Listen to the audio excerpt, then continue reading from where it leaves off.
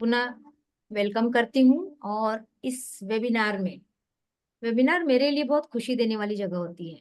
तो यहाँ मैं अपने मन की बात खुल के कर सकती हूँ, और यदि वास्तु का वेबिनार है तो और मुझे मजा आता है, क्योंकि शुरुआत ही मेरी ऑकल्ट साइंस में वास्तु से हुई है।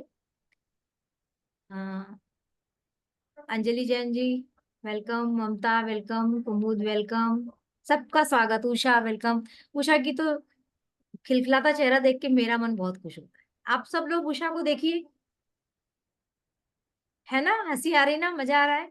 ऐसे चेहरे बना के बैठिए, क्योंकि आनंद में जीना है, आनंद में रहना है। विषय कोई भी हो, सुनना कुछ भी पड़े, लेकिन खुश होके सुनना है। अंदर बहुत अच्छी चीजें चली जाती है। आज के वेबिनार के लिए हम स्टार्ट, जैसा कि मेरा अपना नियम भी है कि हम हमेशा प्रेयर के साथ अपने काम को शुरू करते हैं। तो प्रेयर करते हैं। आप सब भी मेरे प्रेयर में शामिल हो सकते हैं। मैं आपको गैलरी व्यू में डालती हूँ।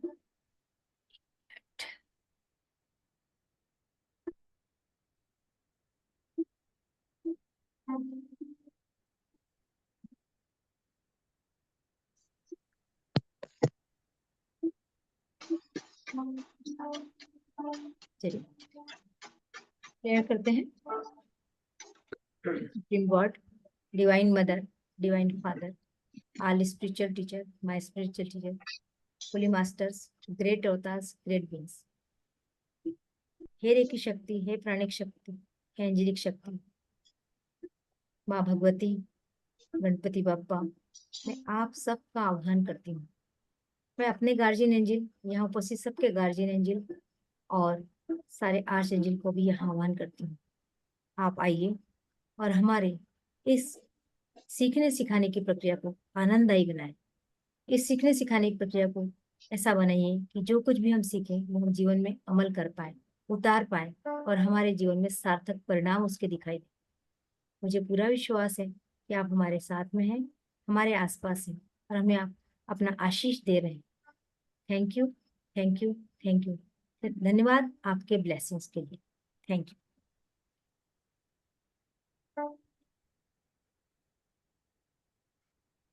कुछ नए चेहरे मुझे यहाँ दिखाई दे रहे हैं, तो मैं अपना परिचय देना चाहूंगी। अ, ये जो बचपन के नाम से है, मैं परिचय लेना चाहूंगी। हेलो, मैं हाँ, वंदना प्रधान हूँ। मैं अच्छा अच्छा, चलिए, हाँ, आपसे दोपहर में बात हुई थी, लेकिन अभी आपको देख। जी मैं जी। अभी क्या एकदम से भागती दौड़ती आई, थोड़ा काम में थी, मैं याद आया यश क्लास। नहीं नहीं, सुनिए जरूर।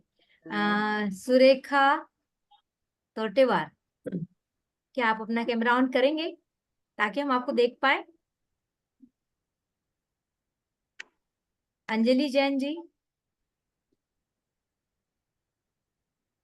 अच्छा लगेगा हमको, आप सबको देख के बहुत अच्छा लगता है, इसलिए कैमरा ऑन करके ही बात करते हैं।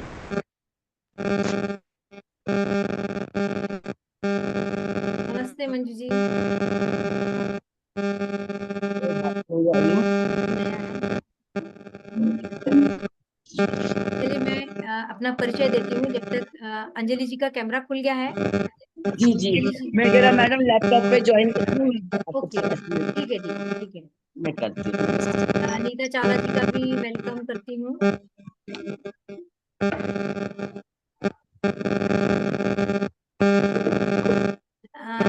किसके यहाँ से डिस्टरबेंस है, वो माइक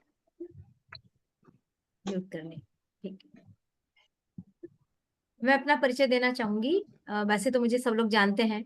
मैं रागिनी उपलब्धवार, एक रिटायर्ड प्रिंसिपल हूँ। रिटायर्ड होके मुझे 5-6 साल होने आ रहे हैं। और उसके बाद मैंने अपने कदम ऑकल्ट साइंस में बढ़ाए।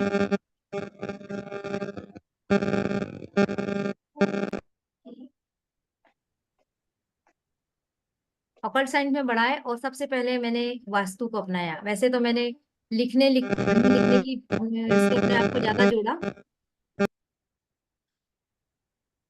और कुछ किताबें लिखना शुरू किया। लेकिन मुझे जो एक अंदर से मेरे अंदर उठता रहता था जब मैं जॉब में थी तब, कि कुछ समाज को देना चाहिए। जॉब तो हम कर रहे हैं, अपन कमा रहे हैं, अपना घर चला रहे हैं, लेकिन हमेशा से लगा रहता था कि कुछ समाज को देना चाहिए। पर कैसे देंगे, क्या देंगे, कुछ रास्ता नहीं दिखाई दे रहा था। और फिर धीरे धीरे जैसे जैसे 60 की उम्र के आसपास पहुंचने लगा अब तो शरीर ऐसा है कि बहुत भागदौड़ भी नहीं कर पाएंगे। तो ईश्वर ने शायद सुन ली। लॉ ऑफ अट्रैक्शन कहता है ना, जो आप चाहते हैं, जो आपके दिमाग में हमेशा चलता है, वो पूरा होता है। सोच के नहीं किया था, लेकिन दिमाग में चलता था, कुछ करना है, समाज के लिए कुछ करना है, कुछ देना है। और वो अब लग रहा है। अब इस 1 अप्रैल से मुझे ज्यादा वो चीज फील हो रही है कि अब मेरा यूनिवर्स ने सुन लिया, और वो जो मेरे को अंदर से देने की इच्छा थी वो पूरी होना शुरू हो गई है। अभी केवल अंकुर फूटा है। ईश्वर ने चाहा तो बहुत कुछ होगा। तो वो ऐसे हुआ कि मैं वास्तु करती थी 2007 से, लेकिन उसके बाद मैंने 2018 में वास्तु सीखना शुरू किया। और सीखा भी तो किससे सीखा? जो सबसे टॉप के गुरु हैं। ये मेरी किस्मत है कि मुझे एक बार में ही बहुत अच्छे गुरु, जो दिल से मेरे उनके लिए श्रद्धा उत्पन्न होती है और ईश्वर के बराबर उनके लिए श्रद्धा उत्पन्न होती है, उनसे मैंने सीखा। और 2020 का कोरोना काल जो आया ना, वो तो मेरे लिए स्वर्णिम युग हुआ। इतने कोर्सेज किए, उनके जितने कोर्स आते गए मैंने सब किए। और शायद जिंदगी में अपनी पूरी पढ़ाई के लिए पैसा नहीं लगाया था, समय भी नहीं दिया था, इतने सीरियसली पढ़ा भी नहीं था। तब तो केवल परसेंटेज पे ध्यान रहता था। लेकिन अब जो सीखा, जब ये मन में आ जाता ना कि कुछ किसी को देना है, तब हम इस डर के साथ सीखते हैं कि गलत ना सीख जाए, गलत ना बोल जाए। तो ईमानदारी से सीखते हैं और बहुत अच्छे से सीखते हैं। और जब सिखाने लग जाते हैं तो और अच्छे से सीखते हैं। तब मैंने ये सब प्रक्रिया को अपनाया और अब मैं आपके सामने हूँ। क्योंकि चूंकि 38 ईयर मैंने टीचिंग की है और टीचिंग के भी हर फील्ड में काम किया है, तो डिलीवरी करना आता है, वो स्किल है। और थोड़ा सा अ, वो चीज मुझे इजी हो गई। तो इस तरीके से मैंने अपने आप को ट्रेनिंग के फील्ड में डाला। और कृष्ण भगवान कहते हैं स्वधर्म से जियो। स्वधर्म क्या है? जो आपको अच्छा लगता है, जिसके लिए आप बने हो, वो काम करो। अब मुझे समझ में आया इतने सालों बाद कि मैं तो पढ़ाने के लिए बनी हूँ। मैं वास्तु करने जाती हूँ, लेकिन मुझे कंसल्टेंसी में भी उतनी मजा नहीं आती जितना मुझे पढ़ाने में मजा आता है। चाहे मैं वो वास्तु पढ़ाऊँ, चाहे मैं वो एंजल के कोर्स पढ़ाऊँ, चाहे मैं अब सवेरे का मेडिटेशन लूँ, कुछ भी। लेकिन जो मुझे पढ़ाने में मजा आता ना, उतना आनंद मुझे कुछ नहीं आता। अब वो कृष्ण की गीता में कही गई बात भी सार्थक समझ में आने लगी है। तो बहुत सारी बात कहते हैं ना, अनुभव से आती, किताबों से तो कुछ नहीं आता, किताबों से बहुत थोड़ा सा आता है। तो नए लोगों को बताने जा रही थी कि मैं रागिनी उपलब्धवार वास्तु सलाहकार हूँ, और ईश्वर ने मुझे हीलिंग के लिए चुना है। तो हीलिंग की मीडिएटर हूँ। अगर कुछ मेरे एनर्जी से किसी का भला होता है तो मुझे बहुत खुशी होती है। साथ में ट्रेनर हूँ, आप देख रहे हैं कि मैं ट्रेनिंग लेती हूँ। और जिंदगी में सीखा है कि जब हम निस्वार्थ भाव से, मैं अपने गुरुओं का नाम लेना कभी नहीं भूलती। मेरे वास्तु गुरु डॉक्टर खुशदीप बंसल, जो पूरे विश्व का ही वास्तु कर रहे हैं। अभी अयोध्या के मंदिर का वास्तु भी उन्होंने किया है। और अ, हमारे लोकसभा का भी वास्तु उन्हीं का किया हुआ है। मुझे बड़ा गर्व है, मैंने उनसे वास्तु सीखा है। दूसरा, जो मैं इस फील्ड में आई है, जो मुझे काफी मोटिवेशन मिला लॉ ऑफ अट्रैक्शन को लेके, तो आपने नाम सुना होगा Bhupendra Singh Rathore, BSR, Guinness book में उनका नाम है। उनसे मैंने सीखा। उनकी एक बात को मैंने कस के पकड़ के रखा, जब आप निस्वार्थ भाव से दुनिया को देते हो, वो यूनिवर्स आपको भर भर के लौटा। और ये सच लगने लगा है कि मैं एक दिन किसी की हेल्प करती हूँ, उस दिन मेरे पास कम से कम 3 अच्छे वाले फोन आ जाते हैं, जो मुझे दिन भर हैप्पी कर जाते हैं। मैं क्यों बता रही हूँ? आप भी करिए, शुरू कर दीजिए करना, कि जब बिल्कुल कोई स्वार्थ नहीं, कुछ नहीं, बस मुझे तो देना है। तो ये वेबिनार मेरे लिए इसीलिए हैप्पी का कारण होता है। मैं वेबिनार को बहुत एंजॉय करती हूँ। इतना शायद मैं क्लास को भी एंजॉय नहीं करती जितना मैं वेबिनार को।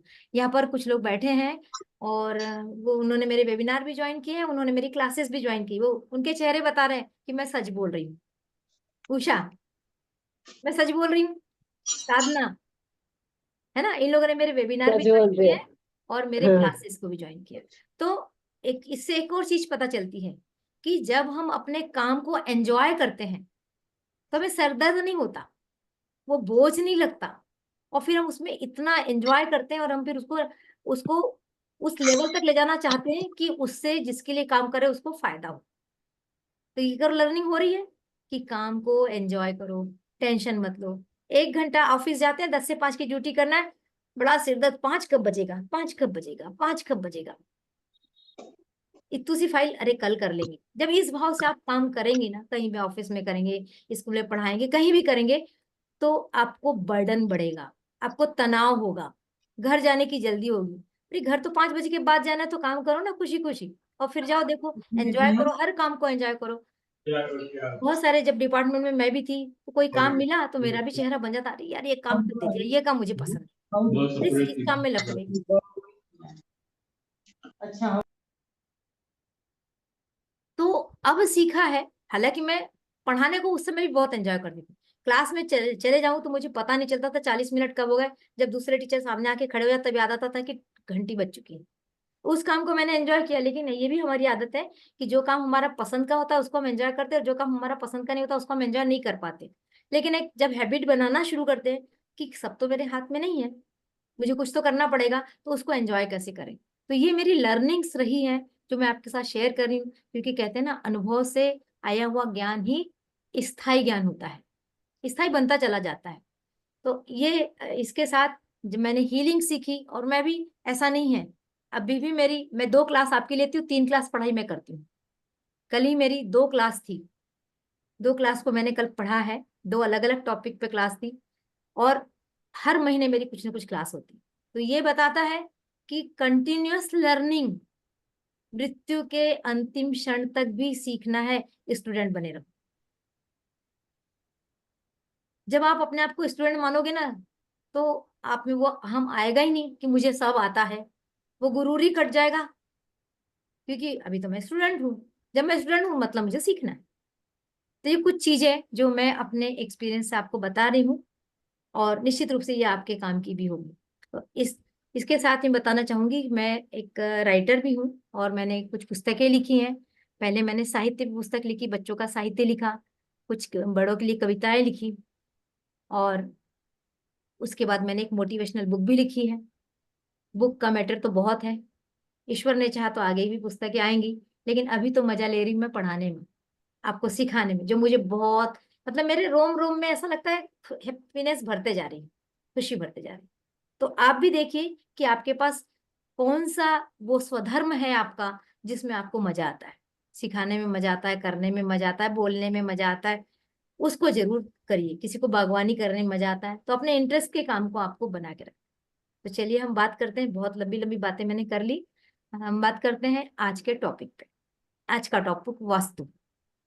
वास्तु के बारे में मैंने, मेरे बहुत सारे वेबिनार है, आपने वो मेरे वीडियो देखे होंगे, कुछ नहीं तो 40-45 के आसपास मेरे वीडियो वास्तु पे पड़े हुए हैं, आप देख सकते हैं। वेबिनार्स भी बहुत सारे हैं।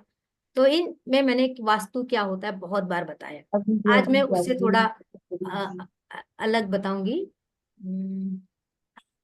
रवि गोयल जी हैं यहाँ पर, आप बताएंगे आप कहाँ से हैं? रवि गोयल के नाम से जो मोबाइल है। जी जी, जी, मैं भोपाल से हूँ जी। अच्छा, ओके, वेलकम आपका। और थैंक यू। और कौन नया मुझे दिख रहा है? सुरेखा जी एक नई दिख रही है, लेकिन ये शायद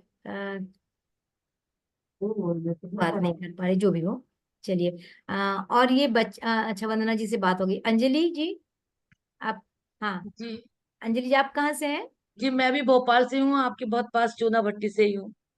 अच्छा, आपको पता है कि मैं अच्छा चूना भट्टी के पास हूँ? मेरी एक बार आपसे कभी फोन पर बात हुई थी, तो मेरे पास आपका नंबर सेव था एक्चुअली। और ओके। फिर आज मुझे वो दिखा आपका मैसेज, तो मैंने कहा कि मैं जरूर आपका ज्वाइन करूँ। आप मतलब हमारे बहुत पास हैं, बहुत करीब हैं। तो जो वास्तु ज्ञान हमें आपसे मिलेगा वो नेचुरली अच्छा लगेगा। आपसे वो सुनना, और अच्छा लग रहा है आपको ज्वाइन करा तब से। जी जी, थैंक यू, थैंक यू। तो वास्तु को बहुत संक्षिप्त में बता के आगे जो आज मेन मुद्दा है उसमें मैं बढ़ूंगी। आज का मेन मुद्दा जो मैंने आज टॉपिक चयन किया है, वो तो था एबंडेंस, जो पोस्टर में आप देख रहे हैं। लेकिन मैं उससे हटके आज काम करने वाली हूँ, क्योंकि मुझे गाइडेंस आया कि आज कुछ और बात की जाए, और वो भी आपके काम की ही रहने वाली है। चूंकि आज अमावस्या है, और मेरी सवेरे मेडिटेशन क्लासेस भी है, कल से शुरू हो रहा है नया बैच, उसको भी आप लोग ज्वाइन करना चाहे तो ज्वाइन कर सकते हैं। उसमें भी हमने आज मेडिटेशन किया था, ग्रेटिट्यूड मेडिटेशन किया था, और हमने अपने पितरों के लिए मेडिटेशन दिया था। तो आज हमने पितरों के लिए मेडिटेशन क्यों दिया? क्योंकि जो अमावस्या होती है, वो हमारे एंसेस्टर्स के लिए होती है, हमारे कर्मों के कटिंग के लिए होती है। जो भी हमारे निगेटिव कर्म होते हैं, जिसकी डायरेक्ट इनडायरेक्ट हमें सजा मिलती तकलीफ के रूप में, वो तकलीफ को काटने का दिन होता है आज। यदि आपने अपने निगेटिव कर्मों को यहाँ पर कुछ कटिंग करना शुरू किया तो उसका असर आपको बाद में मिलता है और धीरे धीरे आपकी बहुत सारी सॉल्यूशन होना शुरू हो जाता है, सॉल्यूशन मिलना शुरू। तो फिर मुझे ध्यान आया कि वेबिनार में भी आज हम क्यों ना इसी बात को ले। वास्तु में भी एक जगह होती है जो हमारे पितरों को डिकोड करती है, तो आज क्यों ना हम उस पर बात करें। और जैसे ये थॉट मेरे पास आया, जैसे मुझे गाइडेंस मिला, मैंने तुरंत आज तैयारी की कि मैं आज आपको वास्तु की उस दिशा के बारे में बताऊंगी जो हमारे पितरों को बताता है। मैं आपको बताऊं, वैदिक वास्तु में 8 दिशाएं प्लस 2 दिशा, मतलब ऊपर और नीचे मिला के 10 दिशाओं की बात की जाती है। और मैं अपग्रेडेड वास्तु, महावास्तु की बात करती हूँ, जो अभी वर्तमान में जिसके रिजल्ट पॉजिटिव रिजल्ट देखने को मिल रहा है। उसका नाम महावास्तु है। आपने शायद सुना भी होगा, सब लोगों ने, कुछ लोगों ने सुना होगा, कुछ लोग नहीं सुना हो तो आज सुन लीजिए कि महावास्तु मैं करती हूँ। और महावास्तु की खासियत यह है कि इसमें और दिशाओं को बारीक बारीक से छोटे छोटे भागों में करके इफेक्ट लिया जाता है। तो वो 16 दिशाएं मानी गई है, प्लस 16 दिशाओं के भी 2 दरवाजे, मतलब हर दिशा में 2 दरवाजे, तो 32 दरवाजे। एक किसी भी घर में 32 दरवाजे बन सकते हैं। तो 32 दरवाजों के इफेक्ट्स हम इस वास्तु में पढ़ते हैं। जब हम कहते हैं ना कि दक्षिण का दरवाजा अच्छा नहीं होता, बेचारे बिल्डरों की आफत आई हुई है, दक्षिण मुखी मकान ही नहीं बिक रहे उनके, ऐसा नहीं है। जितने बड़े बड़े लोग हैं उनके तो दक्षिण मुखी मकान है और फल फूल रहे हैं। सबसे रईस, सबसे नेम फेम वाले मकान तो दक्षिण के होते हैं। पर हमें पता नहीं है कि दक्षिण में भी कौन सी दिशा में कौन सी जगह के मकान अच्छे होते हैं, तो ये वास्तु बताता है। तो 16 दिशाओं की जब बात करते हैं तो आपको सबको मालूम है कि पूरब, पश्चिम, उत्तर, दक्षिण, ये दिशाएं 4 होती हैं। पूरब होता है जिधर से सवेरे एक समय 6 बजे का सूरज निकलता है, ये नहीं कि 8 बजे का सूरज, सवेरे सवेरे का जो सूरज निकलता है वो दिशा होती है पूरब की। आप पूरब की तरफ मुंह कर लीजिए, पीठ की तरफ हो जाएगा पश्चिम। ये हमने बचपन में पढ़ाया, हमको पढ़ाया गया ऐसे, है ना। और फिर जब हमारा राइट साइड होता है वो दक्षिण होता है और जो हमारा लेफ्ट साइड होता है वो उत्तर होता है। तो ये 4 दिशाएं सबको मालूम। अब 2-2 दिशाओं के बीच में जो होता है वो कोण होता है। जैसे ये पूरब है और ये उत्तर है, ये सॉरी ये दक्षिण है, तो बीच का जो कोना होगा वो दक्षिण सॉरी पूर्व दक्षिण का कोना होगा, यानी कि साउथ ईस्ट होगा। उसी प्रकार दक्षिण और पश्चिम के बीच का जो कोना होगा वो साउथ वेस्ट होगा। पश्चिम और उत्तर के बीच का जो कोना होगा वो नॉर्थ वेस्ट होगा। और उत्तर और पूर्व के बीच का जो कोना होगा वो ईशान कोण, यानी कि नॉर्थ ईस्ट होगा। इतना आप सबको आता है, मुझे मालूम है, इतना सबको मालूम है कि नॉर्थ ईस्ट में मंदिर होना चाहिए। सब बिल्डरों को अच्छे से मालूम है कि साउथ वेस्ट में घर के मालिक का बेडरूम बना देना चाहिए, साउथ ईस्ट में किचन रखना, इतना तो बिल्डरों को भी मालूम है। और उतने के सहारे जब वो मकान बनाते हैं और बेचते तो कहते हैं नहीं नहीं हमने वास्तु बेस्ड मकान बनाया। अभी इतने सारी केस हिस्ट्री मेरी आई है जिसमें बिल्डर बहस कर रहे हैं, मैंने नक्शों पे काम किया, बिल्डर बहस कर रहे हैं, नहीं नहीं हमने वास्तु बेस्ड मकान बनाया। फिर जब जाके बात करो ये यहाँ ये यहाँ, तब कहते हैं हाँ हमको इतना नहीं मालूम। तो गुमराह भी हो रहे हैं लोग बिल्डरों की बातों में आके। जरूरी नहीं है कि आपको हर किसी को घर का वास्तु करना है। यहाँ जो वेबिनार होता है या जो मैं छोटी छोटी क्लासेस लेती हूँ उसका उद्देश्य होता है कि जागरूकता लाई जाए कि कैसे वास्तु से हम वास्तु की छोटी छोटी चीजों को अपने घर में अमल करके अपने घर को ठीक रख सकते हैं। हाँ आला था एनर्जी, आला हर चीज एनर्जी है। हाँ किसका माइक खुला हुआ है? सबको म्यूट कर दो मैडम। ओके, सभी की म्यूट कर दीजिए मैडम। हाँ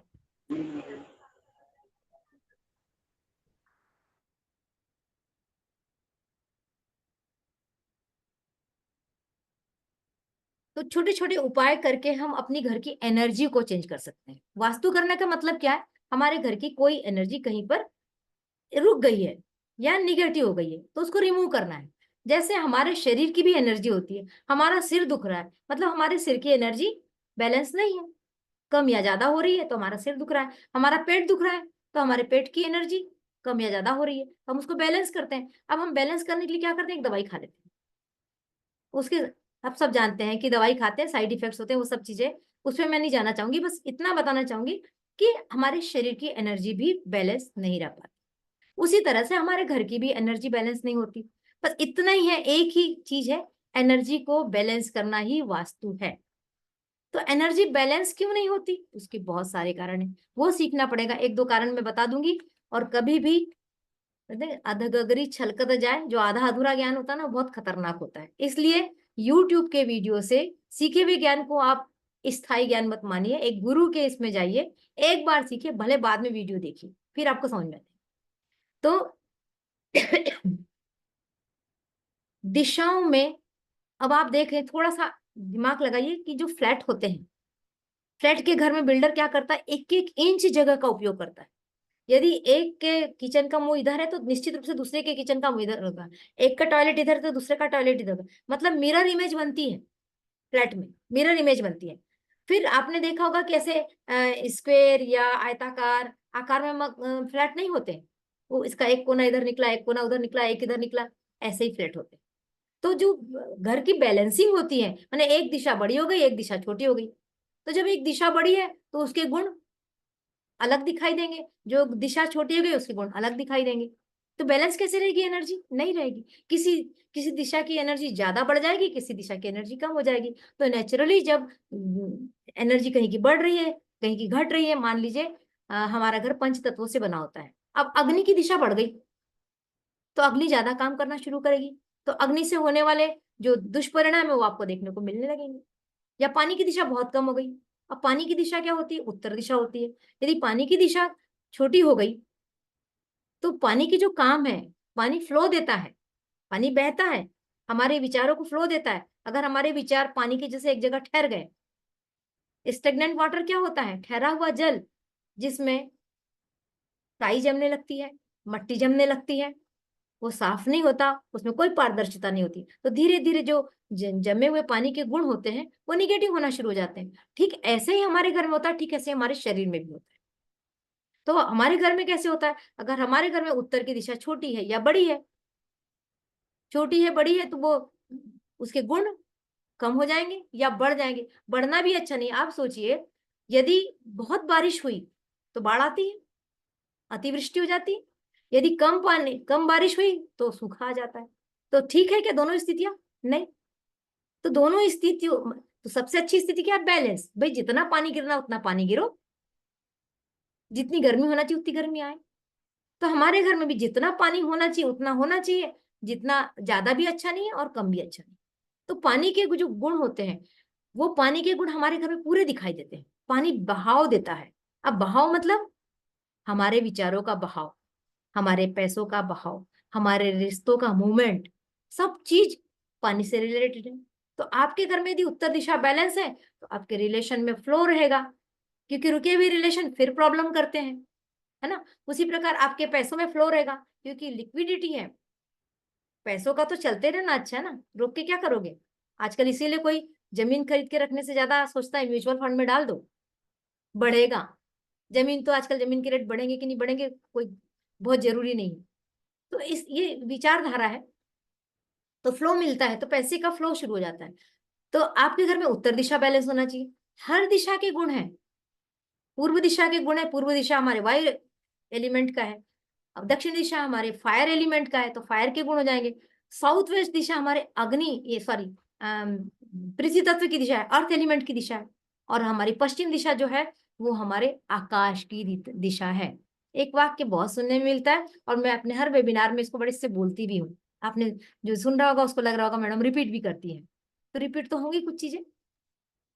वो है कि मुझे मेरा स्पेस नहीं मिलता। आजकल के बच्चे बहुत बोल रहे हैं, आपके यहाँ भी बोला जा रहा होगा, कई बार आपके भी दिमाग में आएगा, इतना बड़ा घर है लेकिन मेरे लायक कुछ नहीं, मेरे लिए कुछ नहीं, तो मेरा आकाश मुझे चाहिए।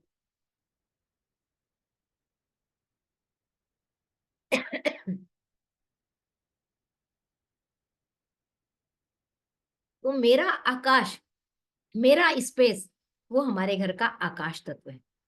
अब आकाश तत्व दिखाई नहीं देता, वो बाहर वाला आकाश और घर वाले आकाश में थोड़ा सा डिफरेंस है। घर वाला आकाश क्या है, आपके पूरे घर में जो फर्श है और जो छत है, तो फर्श से लेकर छत तक जो जगह है वो आपके घर का स्पेस एलिमेंट। अब यहाँ थोड़ा सा ऑब्जर्व कीजिए कि मंदिर कैसे होते हैं, गुरुद्वारे कैसे होते हैं, गिरजाघर कैसे होते हैं, बहुत ऊंचे होते हैं। इसलिए वहां जाकर आपको शांति मिलती है, वहां जाकर आपकी एनर्जी बढ़ती है। इसलिए कहते हैं कि समय समय पे मंदिर जाना चाहिए, मस्जिद जाना चाहिए, गुरुद्वारे जाना चाहिए, क्योंकि ऊंचे होते हैं। एक ही कारण नहीं, बहुत कारण है, मैं एक कारण पे जा रही हूँ। तो ऊंचे होने का मतलब स्पेस एलिमेंट बढ़ गया। ऐसे हमारे घर में 7 फीट, 11 फीट, 12 फीट, बड़े बड़े शहरों में तो और भी ऊंचाई कम होते जा रही है। लगता है सिर पे बस सिर टकराने से बचने वाला है। तो जो घर जितने ऊंचे होते हैं ना, ऊंचे का मतलब समझ रहे हैं ना आप, उसका आकाश तत्व बड़ा होता है। आकाश तत्व बड़ा होने का मतलब उड़ान, आपको अपने सपनों की उड़ान मिलने वाली है, सपनों में कामयाबी मिलने वाली है। तो ऊंचा, अब इस ऊंचे मकान के होने के बावजूद भी स्पेस यदि किसी को नहीं मिल रहा है, स्पेस नहीं मिल रहा का मतलब उसकी इच्छाएं पूरी नहीं हो रही, मैनिफेस्टेशन नहीं हो रहा है, तो कुछ चीज की कमी है। क्या चीज की कमी है? वो दिशा छोटी हो गई या वो दिशा बड़ी हो गई, पश्चिम दिशा छोटी हो गई या पश्चिम दिशा बड़ी हो गई, या फिर आपने अपने घर में इतना सामान ठूस लिया है, इतना ठूस लिया है कि बेचारी हवा को चलने को जगह ही नहीं, तो भी आपका स्पेस एलिमेंट कम हो जाएगा। क्योंकि स्पेस एलिमेंट फर्श से लेके छत तक है, तो एक गेट से लेके दूसरे गेट तक हर कमरे में भी तो है। और यदि आपने सामान, एक बेडरूम है, बेडरूम में क्या होना चाहिए? एक पलंग, पर आपने मिरर भी लगाया हुआ है, फिर आपने साइड कॉर्नर टेबल भी लगाए हुए हैं, फिर आपने बहुत बड़ा वार्डरोब भी बनाया है, फिर आपने एक शोकेस भी लगाया है, फिर आपने एक विजन बोर्ड भी लगाया, फिर आपने एक फोटो भी लगाई है, आपने अपने ड्राइंग रूम को खूब सजा लिया। पर आपको पता है, ऐसा करने से आपके घर का स्पेस एलिमेंट कम हो गया, इसलिए नींद नहीं आती। बहुत लोगों को नींद नहीं आती क्योंकि सबकॉन्शियस माइंड सबको पकड़ रहा है। रात के समय जैसे ही सोने गए, अलमीरा के कपड़े भी आपके दिमाग में आ रहे हैं, शोकेस की चीजें भी आपके दिमाग में आ रही, पानी की बोतल रखी वो भी दिमाग में आ रही है, तो आपको नींद कहाँ से आएगी? और फिर इतना कोई फिजिकल वर्क भी नहीं किया हुआ है। जब फिजिकल वर्क करते हैं ना, तो फिर तो आपको फुटपाथ पे भी नींद आ जाती है और रेलवे के गड़ने वाली कुर्सी पे भी नींद आ जाती है। तो ऐसी बहुत सारी चीजें हैं वास्तु में। अगर हम उन चीजों को शिफ्ट करते हैं, तोड़फोड़ की बात मैं बिल्कुल नहीं कर रही, जब मैं क्लास में पढ़ाऊंगी तब बताऊंगी कि किस चीज को तोड़ना पड़ता है। और बहुत सारी तोड़फोड़ की बात तो मैं करती ही नहीं। हमारे महावास्तु में तोड़फोड़ के बिना वास्तु किया जाता है। तो ऐसी बहुत सारी चीजें हैं। नींद नहीं आने के कारण पूछते हैं, मुझे नींद नहीं आ रहे, क्या कारण है? अब कैसे बताऊं? वास्तु में ही 1000 कारण निकल आएंगे, और छोटे छोटे से होंगे, और वो शिफ्ट करते ही आपको वो समस्या का समाधान मिलेगा। अकेले नींद में नहीं। आप कहेंगे मेरे पास अवसर बहुत आते हैं, मेरे पास इंटरव्यू कॉल बहुत आते हैं, लेकिन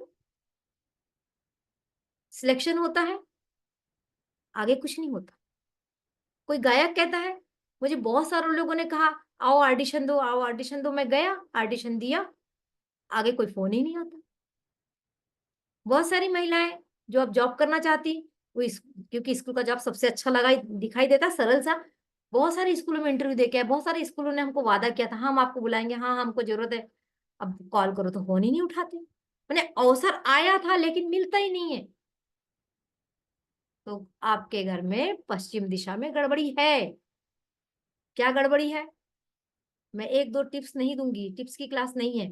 टिप्स देने से आप वो चीज करने लग जाओगे और उसके आगे पीछे का नहीं मालूम तो नुकसान हो जाएगा। इसलिए मैं बहुत ज्यादा टिप्स देने में विश्वास नहीं रखती। तो इसलिए कहूंगी कि जरूर एक बार छोटी छोटी चीजों को सीख लो, 2 दिन के 3 दिन के छोटे।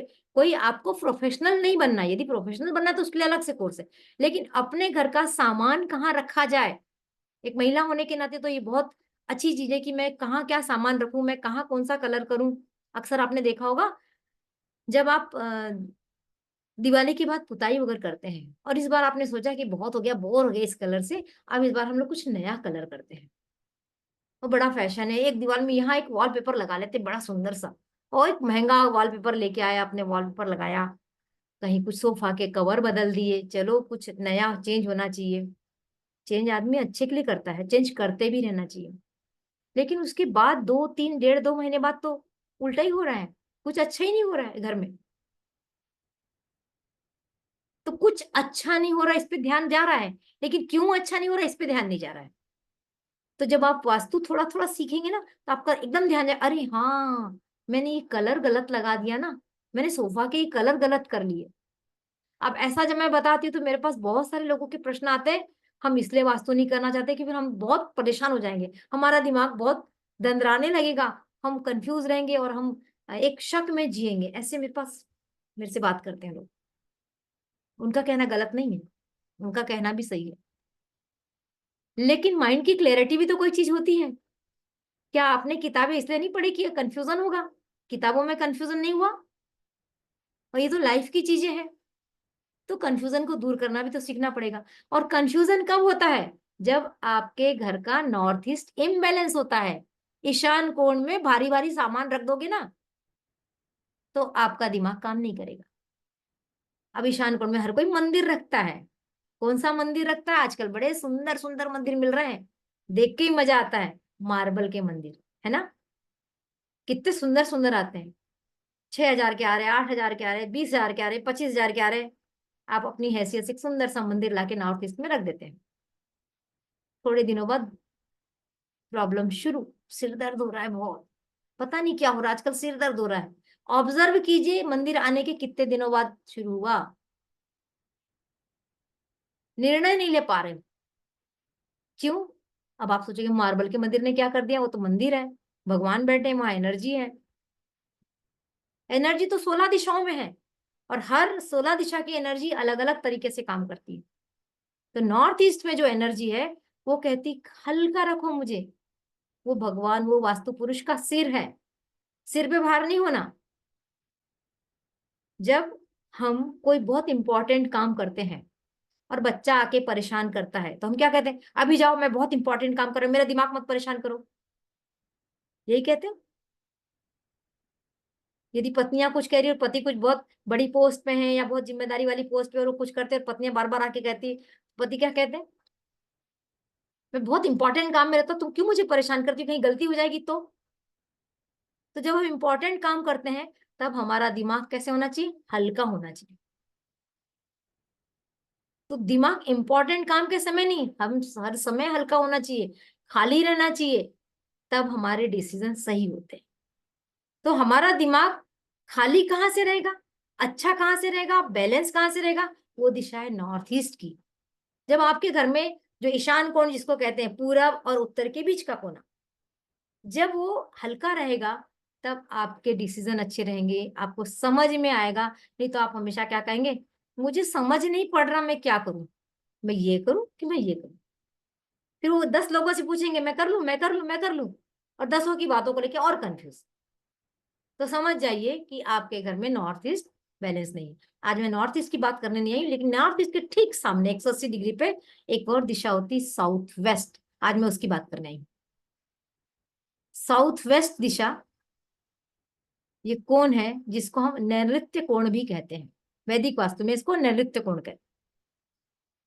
साउथ वेस्ट दिशा की एग्जैक्ट पोजीशन जो है, वो दक्षिण दिशा से पश्चिम दिशा के ठीक बीच का कोना जो होता है, वो साउथ वेस्ट का कोना होता है। आप अपने घर में कंपास यदि सेंटर पॉइंट में घर के बीचों बीच में कंपास को खोल के रख देंगे, तो वो आपका साउथ वेस्ट दिशा दिखा देगा। अब साउथ वेस्ट दिशा की बात मैं क्यों कर रही हूँ? क्योंकि आज हम बात करेंगे पितरों की, अपने एंसेस्टर्स की बात करने वाले हैं। और हमारे घर में साउथ वेस्ट की दिशा एंसेस्टर्स की दिशा है।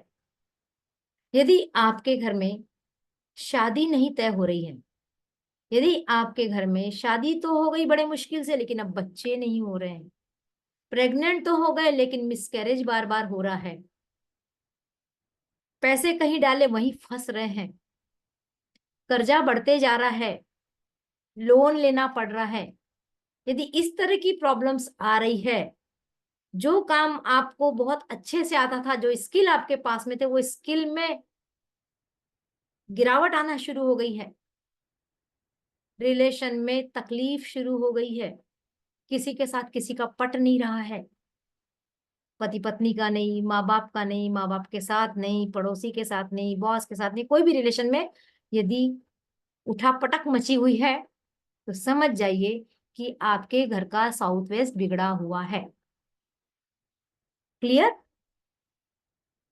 कितने लोगों को साउथ वेस्ट दिशा समझ में आई? अब जितने जिनके कैमरे बंद हैं उसके तो मैं देख ही नहीं सकती, लेकिन बाकी लोग बताएं कि साउथ वेस्ट दिशा किसको किसको समझ में आई। हाथ से बताइए। हाँ, कुमुद को आई, वंदना जी को भी आई, अभिलाषा को आई, अंजलि जी को आई। उषा क्या है, हाथ नहीं ऊपर हुआ। हाँ, साधना जी को तो आएगी क्योंकि सीखा हुआ है वास्तु, है ना। चलिए, अब उम्मीद करती हूँ कि सबको आई होगी, कि इतना कठिन भी नहीं है। तो अब साउथ वेस्ट दिशा जब हमारे पितरों की दिशा है और शादी नहीं हो रही है, शादी हो गई तो गर्भ नहीं ठहर रहा है, गर्भ ठहर गया तो मिसकैरेज हो रहा है, मिसकैर ले दे के बच्चा हुआ, तो उसमें कोई ना कोई प्रॉब्लम है। वो या तो बार बार बीमार हो रहा है, या ऑटिस्टिक है, या कुछ और है। इसका मतलब हमारे को हमारे पितरों का आशीर्वाद नहीं मिल रहा है। क्लियर? जब तक हमारे पितरों का, हमारे पूर्वजों का हमें आशीर्वाद मिलता है, बिना पूर्वजों के आशीर्वाद के हमारी लाइफ इजी हो ही नहीं सकती। इसको अच्छे से समझ लीजिए। हमें हर घड़ी अपने पितरों का आशीर्वाद लेना पड़ता है। जब आपके घर में कोई शुभ काम होता है, विशेषकर शादी, तो आपने देखा पूर्वजों की फोटो रख के उनकी पूजा की जाती, पहले उनका आशीर्वाद लिया जाता है। हर शुभ काम में हम अपने पूर्वजों से आशीर्वाद लेते हैं। हमें हर दिन अपने पूर्वजों से आशीर्वाद लेना चाहिए। अब मैंने कहा हर दिन पूर्वजों से आशीर्वाद लेना चाहिए, तो कहीं लगेगा रोज अगरबत्ती जला दो उनके आगे, रोज माला चढ़ा दो उनके आगे। बिल्कुल नहीं, बिल्कुल गलत हो जाएगा। उनको रोज माला नहीं चढ़ाना है, उन्हें रोज धूप बत्ती नहीं करना है, कुछ भी नहीं करना है उनको। उनकी फूल माला, उनको भोजन कराना, ये सब उन तिथियों पे करना है जिन जो उनके लिए प्रमुख तिथियां हैं, जो उनकी पुण्य तिथि है। पितृपक्ष आता है तब करना है, केवल उनके दिनों में उसकी पूजा करना, बाकी दिन में उनकी पूजा नहीं करना, लेकिन उनको याद रोज करना है। जाते आते समय, बाहर निकलते समय उनको प्रणाम करके आप निकल सकते हैं। अब हमारे घर में जब मैंने कहा साउथ वेस्ट पितरों की दिशा है, तो एक प्रश्न उठता है कि हम उनकी फोटो कहाँ लगाएं। हमारे पूर्वजों की फोटो की दिशा साउथ वेस्ट ही है।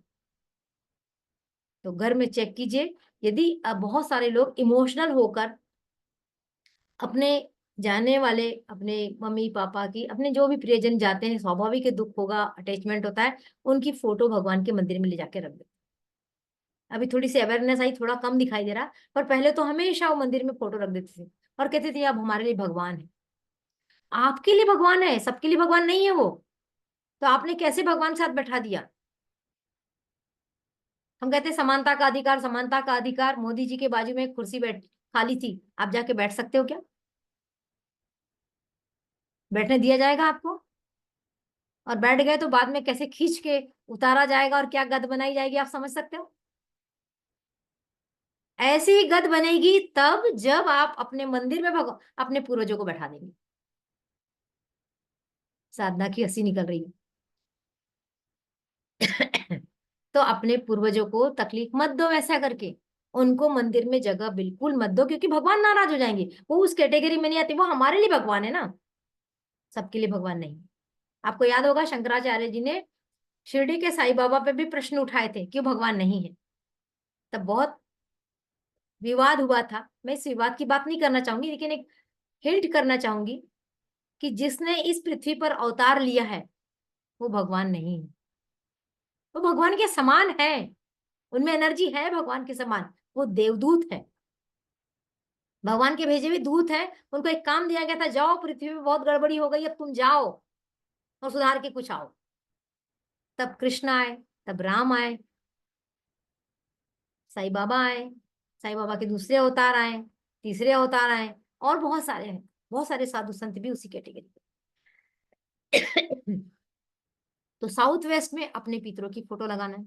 अब कुछ लोग क्या करते हैं, मैं 2-3 परिवार को भी जानती हूँ कि कम उम्र में किसी के बच्चे की डेथ हो गई, बहुत इमोशनल होता है वो पीरियड, हम समझ सकते हैं। तो उनके, जैसे किसी की बेटी की डेथ होगी, जैसे किसी के बेटे की डेथ हो गई, तो उन्होंने क्या किया, अपने फोटो की, अपने बच्चे की जितनी फोटो होगी, हंसते हुए, इधर स्टाइल मारते हुए, उधर स्टाइल मारते हुए, माँ के साथ की फोटो, पिता के साथ की फोटो, भाइयों के साथ की फोटो, उसके दोस्तों के साथ की फोटो, हंसते हुए फोटो, खूब सारी फोटो का कोलाज बना के, या खूब सारी फोटो, एक जो आजकल पैटर्न चल रहा है ना, दीवार पे खूब सारी एक जगह फोटो लगा दी जाती है, लगा दी। मुझे संयोग से वहां जाने मिला और मुझे कहा गया, जैसे ही मालूम पड़ता ना वास्तु वाले हैं, तो सबको एक लगता है तो हमारा घर थोड़ा देख लो। मैंने कहा ठीक है। फिर सबसे पहला ध्यान मेरा जब गया तो मैंने कहा इतनी फोटो क्यों, एक फोटो से याद पर्याप्त नहीं है? कितनी फोटो को देखकर दिन भर में ये उसका दोस्त था, ये ऐसा कर रहा था, ये कोलार डैम गया था, ये फलाना किया था, ये मदुरई गया था, ये ऐसा हुआ था, कितनी यादें आप बार बार जीवित करेंगे? क्या बीती हुई चीजों की याद को बार बार करना अच्छा है? तो कभी भी अपने जो पूर्वज हैं उनकी एक से अधिक फोटो ना लगाएं, इस बात का ध्यान रखें। वैसे तो फोटो को टंगाना भी अच्छा नहीं होता, उसको एक जगह स्थिरता देनी चाहिए। स्थिरता इसलिए देनी चाहिए कि जो साउथ वेस्ट है वो अर्थ एलिमेंट है, पृथ्वी तत्व है, पृथ्वी तत्व की जगह है। और पृथ्वी तत्व का मतलब होता है स्टेबिलिटी। आप हिमालय पर्वत को हाथ में लेके आ सकते हो क्या? क्या थोड़ा धक्का मार के सरका सकते हो क्या? नहीं सरका सकते, क्योंकि हम हनुमान जी नहीं है और ना ही उंगली में उठाने वाले गिरिराज हैं। उन्होंने भी थोड़ा थोड़ा ही पोर्शन उठाया, पूरी पृथ्वी को तो नहीं उठाया। तो पृथ्वी को जब हिला नहीं सकते, डुला नहीं सकते, इसका मतलब स्थिरता है उसमें, बहुत स्थिर है हमारी पृथ्वी। तो जो पृथ्वी के गुण है वो हमारे घर के साउथ वेस्ट के गुण है ना? तो साउथ वेस्ट कैसे होना चाहिए?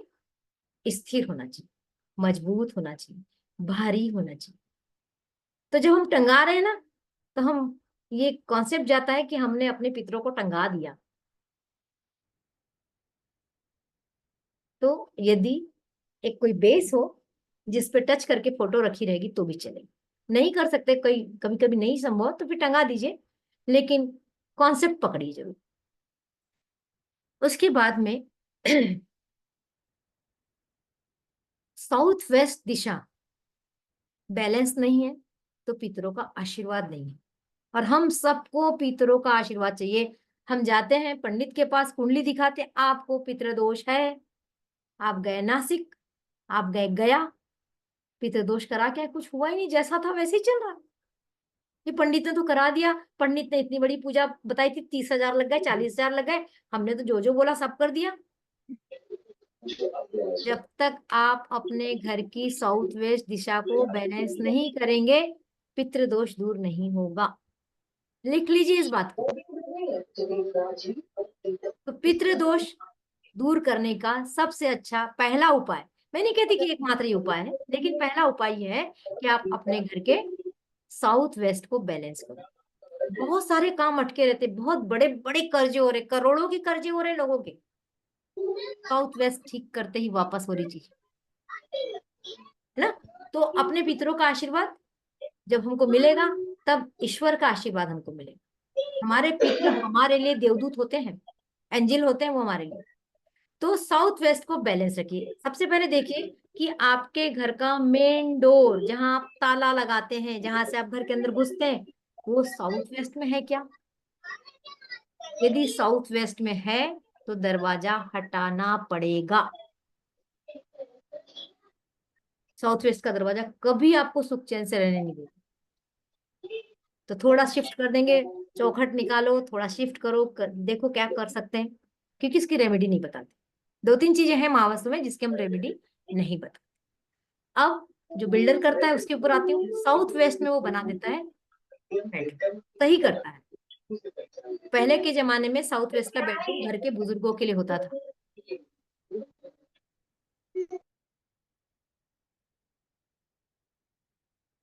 लेकिन कॉन्सेप्ट थोड़ा सा बदला है। आज घर का बुजुर्ग वो है जो घर के लिए कमा के लाता है।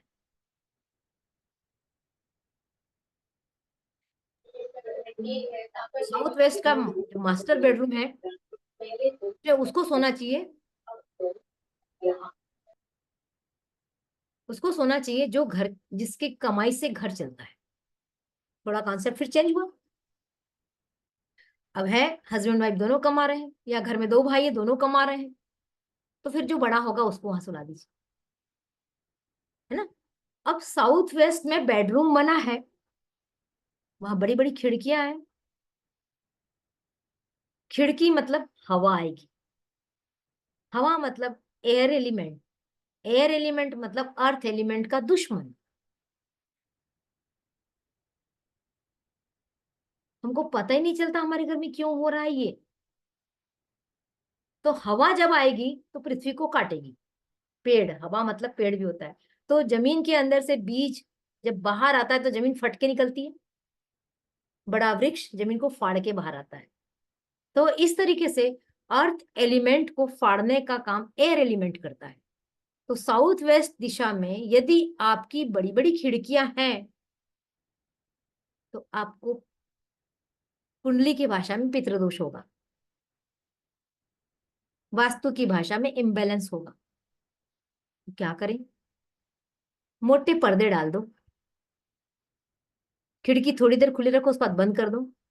अब मोटे पर्दे हरे रंग के मत डाल लेना, हरा रंग वहां फिर एंटी हो जाएगा क्योंकि वो एयर एलिमेंट का है। उस कमरे में हरे रंग की चादर, हरे रंग की पिलो कवर लगाने से बचे। ये मैं रेमेडी पे आ गई हूं, है ना। तो यदि साउथ वेस्ट का बेडरूम है तो वहां पर हरा रंग अवॉइड कीजिए, अवॉइड नहीं कीजिए, बिल्कुल हटा दीजिए, कि रिलेशन भी खराब करेगा, आपका स्किल भी खराब करेगा, आपके पितरों को आशीर्वाद उड़वा देगा। फिर क्या करें? पीला रंग उपयोग करो। साउथ वेस्ट में आपका कौन सा रूम आ रहा है, जरूरी नहीं सबका बेडरूम आ रहा होगा, किसी का किचन आ रहा होगा, किसी का कुछ आ रहा होगा, किसी का कुछ आ रहा होगा। कॉन्सेप्ट यह है कि वहां पर किसी भी तरह से ग्रीन रंग नहीं होना चाहिए। ग्रीन पर्दे नहीं, ग्रीन चादर नहीं, पेड़ पौधे नहीं। दूसरा और क्या नहीं होना चाहिए? मिरर नहीं होना चाहिए। मिरर मतलब पानी, जैसे पानी में अपना चेहरा पूरा पूरा दिखता है ना, वैसे ही मिरर में भी दिखता है। तो मिरर पानी का ही दूसरा स्वरूप है। तो मिरर आ गया मतलब वाटर एलिमेंट आ गया। वाटर एलिमेंट क्या करता है? अब आप सोचो, एक नदी बह रही है, नदी के किनारे और नदी के बीच में पानी कैसा होता है? अलग अलग होता है कि एक समान होता है? नदी के बीच में साफ पानी बहता है, लेकिन नदी के किनारों में पानी में थोड़ा गंदगी मिलती है और थोड़ा सा कीचड़ मिलता है। वो कीचड़ क्यों हो रहा है? क्योंकि वहां की मिट्टी आकर वहां मिल रही है, तो कीचड़ हो रहा है। ऐसे ही आपके घर में साउथ वेस्ट यानी कि पृथ्वी तत्व में पानी आएगा तो कीचड़ बनेगा। एक कटोरी में मट्टी लो और थोड़ा पानी डालो, कीचड़ बनेगा ना। तो ऐसे ही जब पानी उठ के, पानी मतलब नीला रंग, तो नीले रंग का जब सामान आप साउथ वेस्ट में रखते हैं तो इम्बैलेंस क्रिएट होता है, पितरों का आशीर्वाद गायब होता है, दिशा बैलेंस नहीं रहती और रिलेशंस बिगड़ने लगते हैं। आपके स्किल, जो आपका स्किल था आपके पास, आप पेंटिंग करते थे, आप गाना गाते थे, आप खूब अच्छी फाइल लिखते थे, आप खूब अच्छा पढ़ाते थे, धीरे धीरे धीरे धीरे डाउन होना शुरू हुआ। इस तरीके से साउथ वेस्ट में हम बैलेंस क्रिएट करते हैं तो हमारे पितरों का आशीर्वाद हमको मिलना शुरू होता है। ऐसी बहुत सारी चीजें हैं साउथ वेस्ट में करने की। जब आप करेंगे, जब अपना साउथ वेस्ट बैलेंस करेंगे तो पितरों का आशीर्वाद हमको मिलना शुरू होता है। और बहुत सारी चीजें हैं। हाँ, किसको मेरी बातें अच्छी लगी? मैं अनम्यूट कर रही हूँ, आप लोग बता सकते हैं किसको समझ में आया। कोई भी बोल सकता है, हल्ला भर मत करिए। कौन बोलेगा? बोलो। हमेशा की तरह अच्छा लगा। हमेशा की तरह अच्छा लगा। चलिए, और कोई?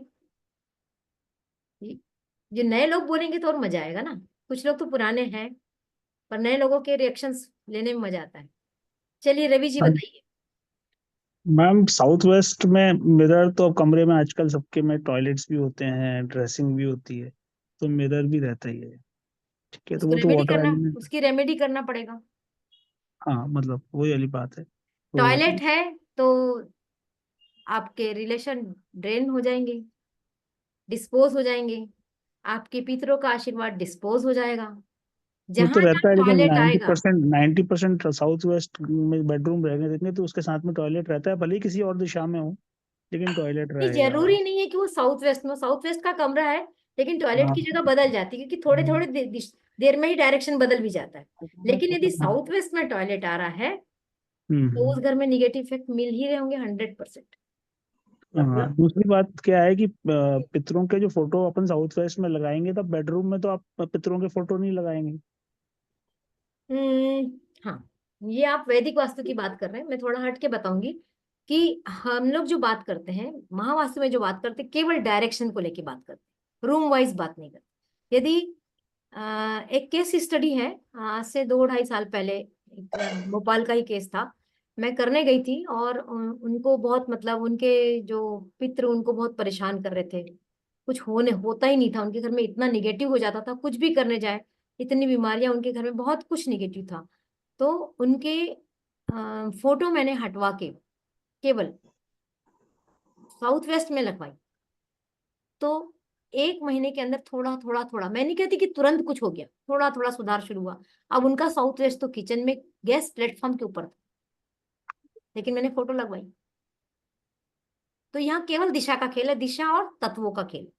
यदि आपके दिशा और तत्व बैलेंस है तो आपको इफेक्ट पॉजिटिव मिलेगा। अब साउथ वेस्ट में बेडरूम है, मैं वही पूछ रहा हूँ ना, तो फिर हाँ, कहाँ फोटो लगाएं? लगाइए वो ना वाली बेडरूम समस्या में, आती है। साउथ वेस्ट में लगाइए, कोई फर्क नहीं पड़ता। कोई जरूरी नहीं कि आप उनकी फोटो दिखा करके अलमारी के कबर्ड में रख दीजिए, हाँ, वो बात ठीक है। है ना। अब क्या होता है कि जो कई रिनाउंड बहुत सो कॉल्ड पुराने वास्तु विशेषज्ञ हैं, वो बोलते हैं साउथ की तरफ फेस करके साउथ वेस्ट में लगाना चाहिए। अब साउथ की तरफ यदि आप फेस करोगे तो नॉर्थ वॉल पे आएगा। यहाँ पर, यहाँ जो जिससे जिससे भी आपने सुना है वो वैदिक वास्तु है, वैदिक वास्तु में कहा गया है। लेकिन मैं ये बताऊं, फिर आप सोचोगे कि मैं वैदिक वास्तु का, ये महावास्तु भी वैदिक वास्तु से ही निकला हुआ है, कोई ये अलग से नहीं हुआ है। लेकिन हम्म। महावास्तु में नई रिसर्च को लेकर नई धारणाओं धारणाओं को बनाया गया। वो कैसे? अभी आप सोचो कि पुराने समय में जो स्थितियां थी प्रकृति की, क्या अभी वैसी है? उतने नदी नाले पहाड़ हवा सब वैसा ही है या बदल गया है? बदल गया है। बदल गया है। नदियों की जगह सड़कों ने ले ली। यदि ऊपर से आप कभी फ्लाइट से नीचे झांकेंगे तो जो कारें चलती हुई दिखाई देती, लगता है जैसे नदी बह रही हम्म। है ना। तो नदियों की जगह तो हमारे वाहनों ने ले ली। फिर पहले कभी हमारे घरों में टॉयलेट नहीं हुआ करते थे, हम लोटा हम्म। लेके बाहर जाते थे, हमारे घर में वो गंदगी नहीं होती थी। फिर धीरे से वो हमारे घर में पहुंचा, हमारे आंगन के पिछवाड़े में सबसे दूरी पे रहा। फिर धीरे कहा रात में अकेले जाने में डर लगता है यार, कौन से दूर जाए, उसको थोड़ा पास कर लेते हैं। फिर और पास किया, फिर और पास किया, अब तो हर बेडरूम में है। तो अब तो ये एक्चुअली महावास्तु नहीं, इसको मॉडर्न वास्तु ही नाम देना चाहिए। ठीक है, जिन्होंने निकाला उन्होंने महावास्तु नाम दिया, तो वो हक हमारे पास नहीं है कि हम उनके नाम बदल दे। लेकिन हम उसको मॉडर्न विचारधारा का तो मान ही रहे हैं, और उसके रिजल्ट आ रहे हैं। वैदिक वास्तु के रिजल्ट नहीं आ पा रहे हैं।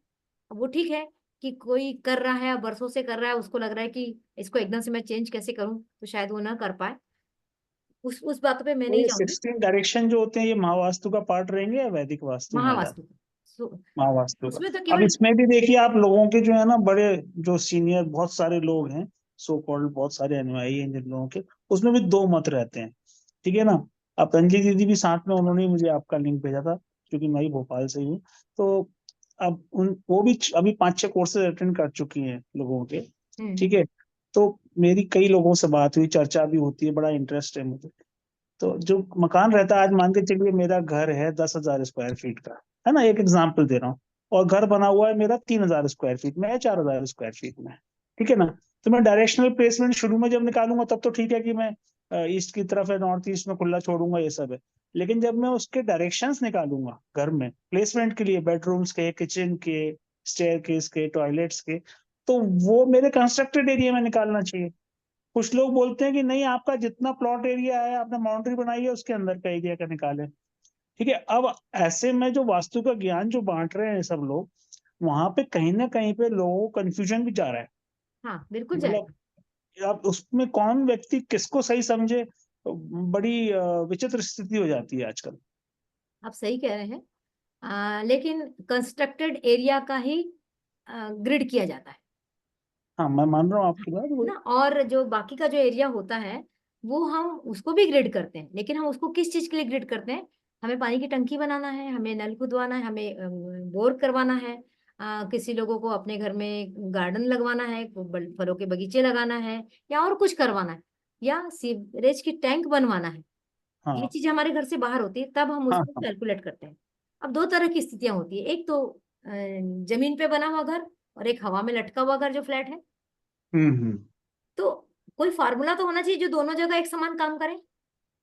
जी बिल्कुल तो सही बोल रहे हैं। तो कंस्ट्रक्टेड एरिया वाला फार्मूला आपको दोनों जगह मिलेगा।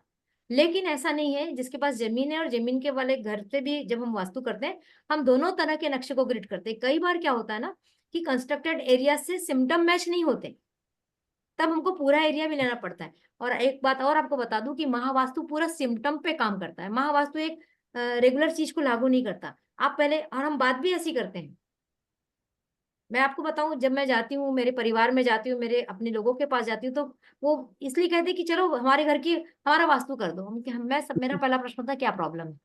कोई प्रॉब्लम नहीं, फिर क्यों करवाना है? क्या आपके घर में कोई एक डॉक्टर आ गया तो आपको मेरा पेट काट दो, देख ले मेरे पेट के अंदर कुछ कैंची वैची तो नहीं रखी है? ऐसा करेंगे क्या? बिल्कुल सही। नहीं नहीं, बहुत नहीं अच्छा। करेंगे ना।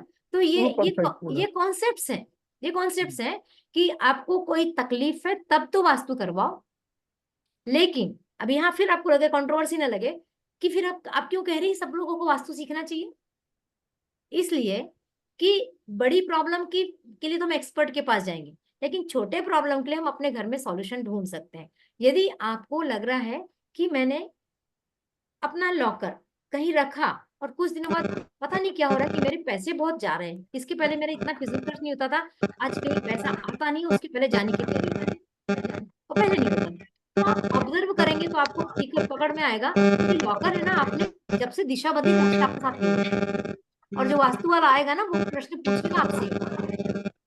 हाँ, कई लोग बहुत समझ प्रैक्टिकल रहते हैं, लेकिन कुछ लोग बड़ा कंफ्यूज करते हैं। मैं देख रहा हूँ आजकल देखिए तो लोग इसका मतलब है उलझ जाते हैं कि सही क्या है गलत क्या है। क्या? कई लोग फिर उसमें उलझ जाते हैं कि कंफ्यूज कोई कर दे सही पर। जैसा आपने जो उत्तर दिया वो आपने ग्रेड का सही दिया बिल्कुल, कि भाई जो कंस्ट्रक्टेड एरिया है उसमें जो ओपन एरिया उसकी यूटिलिटीज अलग है, उसके हिसाब से उसका ग्रेडिंग होगा। लेकिन जो आप रूम प्लेसमेंट्स वगैरह कर रहे हैं उसके लिए कंस्ट्रक्टेड एरिया का ही होगा। तो मतलब ये प्रैक्टिकल चीज है, बिल्कुल सही बताई हुई। लेकिन आप मतलब कई बार सुनेंगे लोग गलत बोल जा रहे हैं लोगों को। इसलिए यूट्यूब, हर तरह के यूट्यूब देखेंगे ना, यूट्यूब नहीं है, ये लोग कोर्स करा रहे हैं वो गलत बोल रहे हैं। उसका तो मेरे पास जवाब नहीं है।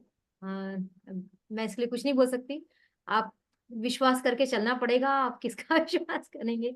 अब मैं तो, इसलिए मैंने आपको सबसे शुरू में क्या कहा, आपने मैं सही बहुत बोला। लकी हूं कि मैंने उस पर्सन से वास्तु सीखा है जिसने वास्तु को जन्म दिया है। महावास्तु के फाउंडर है डॉक्टर खुशदीप बंसल। मैंने डायरेक्ट डॉक्टर उनसे सीखा है, डॉक्टर खुशदीप बंसल। आप सर्च करिए, उन्होंने अयोध्या मंदिर का अभी पूरा वास्तु किया है। उन्हें उनके पिछले जन्मों में मदुरई के मंदिर का वास्तु किया है, उनकी स्टेचू भी लगी हुई है वहां पर, और अच्छा मतलब उस जन्म की स्टेचू है। और अच्छा। अभी अयोध्या के मंदिर और हमारे लोकसभा संसद संसद का भी वास्तु किया। और 16 जोन जो बताए उन्होंने ही बताए। तो मैं इतना है कि मैं भले थोड़ा दूंगी, लेकिन मैं दूंगी उतना जो वही जो उन्होंने बताया, क्योंकि उनका टेस्टेड है।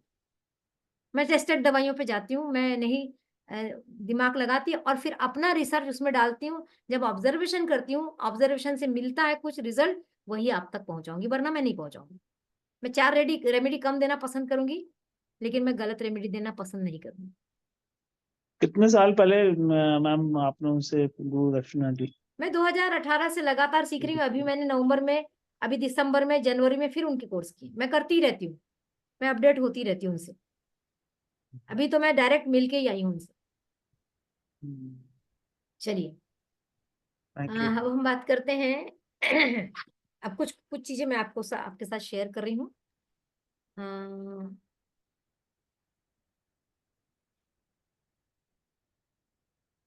ये स्क्रीन मैंने शेयर की है।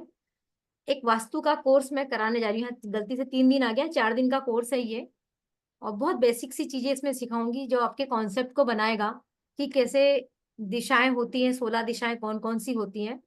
और 16 दिशाओं के एट्रीब्यूट्स क्या हैं, क्या कहती हैं वो 16 दिशाएं, उन 16 दिशाओं में कौन कौन से तत्व हैं, कौन सी दिशा में कौन सा तत्व है, वो कब बैलेंस होती है, कब इम्बैलेंस होती है, बैलेंस नहीं है तो उसको हम बैलेंस कैसे करते हैं, छोटी छोटी रेमेडिया क्या होती है, कलर क्या होते हैं, हमारे घर में कौन से कलर होना चाहिए, कौन से कलर नहीं होना चाहिए, ऐसी सब रेमेडी को लेके 4 दिन का छोटा सा कोर्स है, केवल कॉन्सेप्ट बेस और केवल उन लोगों के लिए जो बेसिक सी चीजों को जानना चाहते हैं। तो ये कोर्स है, यदि आप लोग इंटरेस्टेड हैं तो मुझे व्हाट्सएप पे मैसेज कर सकते हैं। 15 से 17 अप्रैल को है और इसकी एक छोटी सी एनर्जी एक्सचेंज है, क्योंकि फ्री की कोई वैल्यू होती नहीं है ना। तो यदि आप लोग करना चाहें तो मेरा नंबर आपके पास में है और ये पोस्टर भी आपको धीरे से मिल जाएगा। दूसरी चीज मैं और एक शेयर करती हूँ।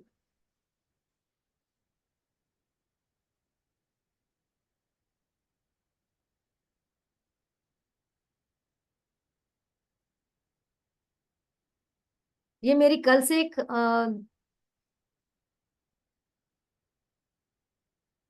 मॉर्निंग मेडिटेशन की क्लास शुरू है। अभी मैंने 5-6 इसकी डेमो क्लासेस की है और कल 9 अप्रैल गुड़ी पड़वा के दिन से, नवरात्र के प्रारंभ के दिन से एक नया बैच शुरू होने जा रहा है। इसमें आपको 1 घंटा सवेरे 5:15 से 6:15 बजे तक मेडिटेशन और कुछ जीवनोपयोगी चीजें आपको यहाँ पर बताई जाएंगी। यहाँ बहुत सारे लोग बैठे हैं जिन्होंने अभी 5 दिन के डेमो क्लासेस को अटेंड किया है और एक अच्छी सी अनुभूति, क्योंकि जब हम अकेले अकेले कुछ करते हैं वो, और जब हम ग्रुप में कुछ करते हैं तो उसके बहुत सारे बेनिफिट्स होते हैं। जो काम हम इरेगुलर हो जाते हैं वो ग्रुप में रहने से रेगुलर हो जाते हैं।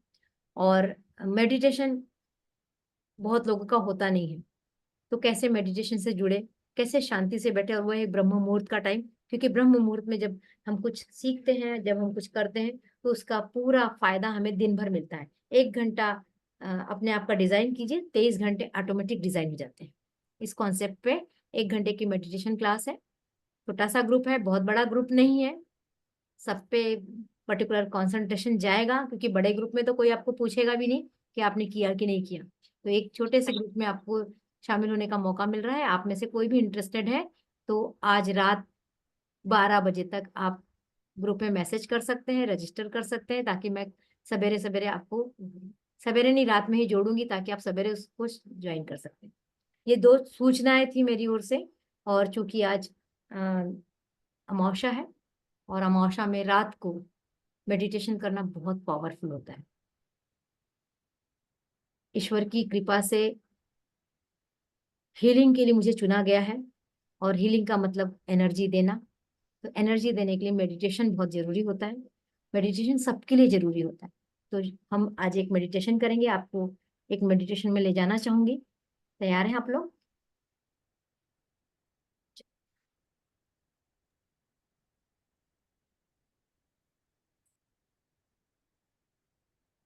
आज मेडिटेशन भी हम अपने साउथ वेस्ट डायरेक्शन के आधार पे ही करेंगे।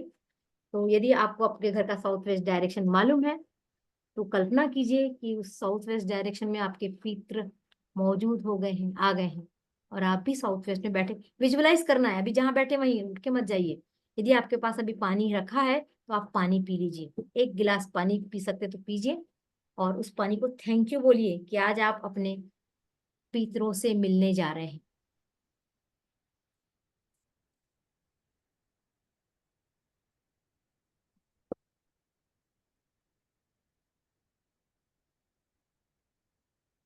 माइक किसी भी हालत में किसी का ओपन नहीं होना चाहिए, डिस्टरबेंस होता है सबको।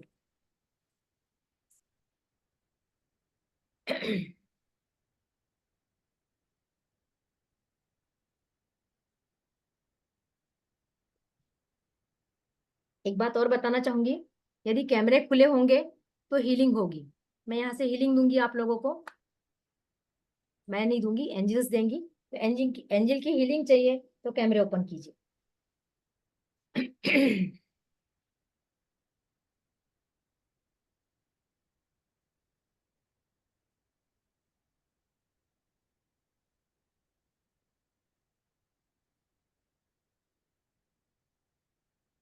रीढ़ की हड्डी बिल्कुल सीधी कर लीजिए।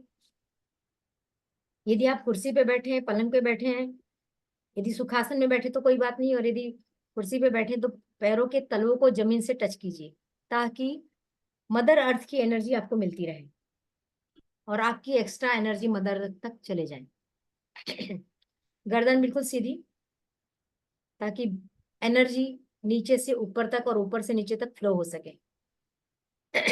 हाथ रिसीविंग पोजीशन में, क्योंकि यहाँ से एनर्जी जाएगी तो आपको मिलना चाहिए इस तरीके से। उसके पहले दोनों हाथों को रब कीजिए, अच्छे से धीरे धीरे कीजिए।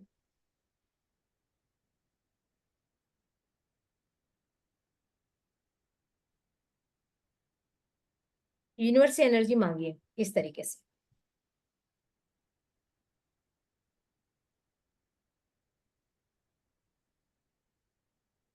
यूनिवर्स की divine white light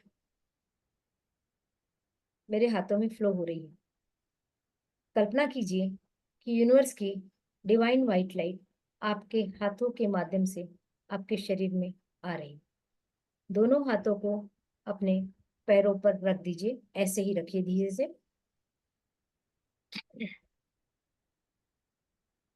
breathing exercise करेंगे। एक लंबी गहरी सांस लेंगे, नाक से लेंगे और नाक से ही छोड़ेंगे। सांस को छोड़ते समय लेने वाली गति से भी ज्यादा धीमी गति होनी चाहिए, इस बात का ध्यान रखेंगे। एक लंबी गहरी सांस अंदर जा रही है, धीरे धीरे सांस को छोड़ दीजिए।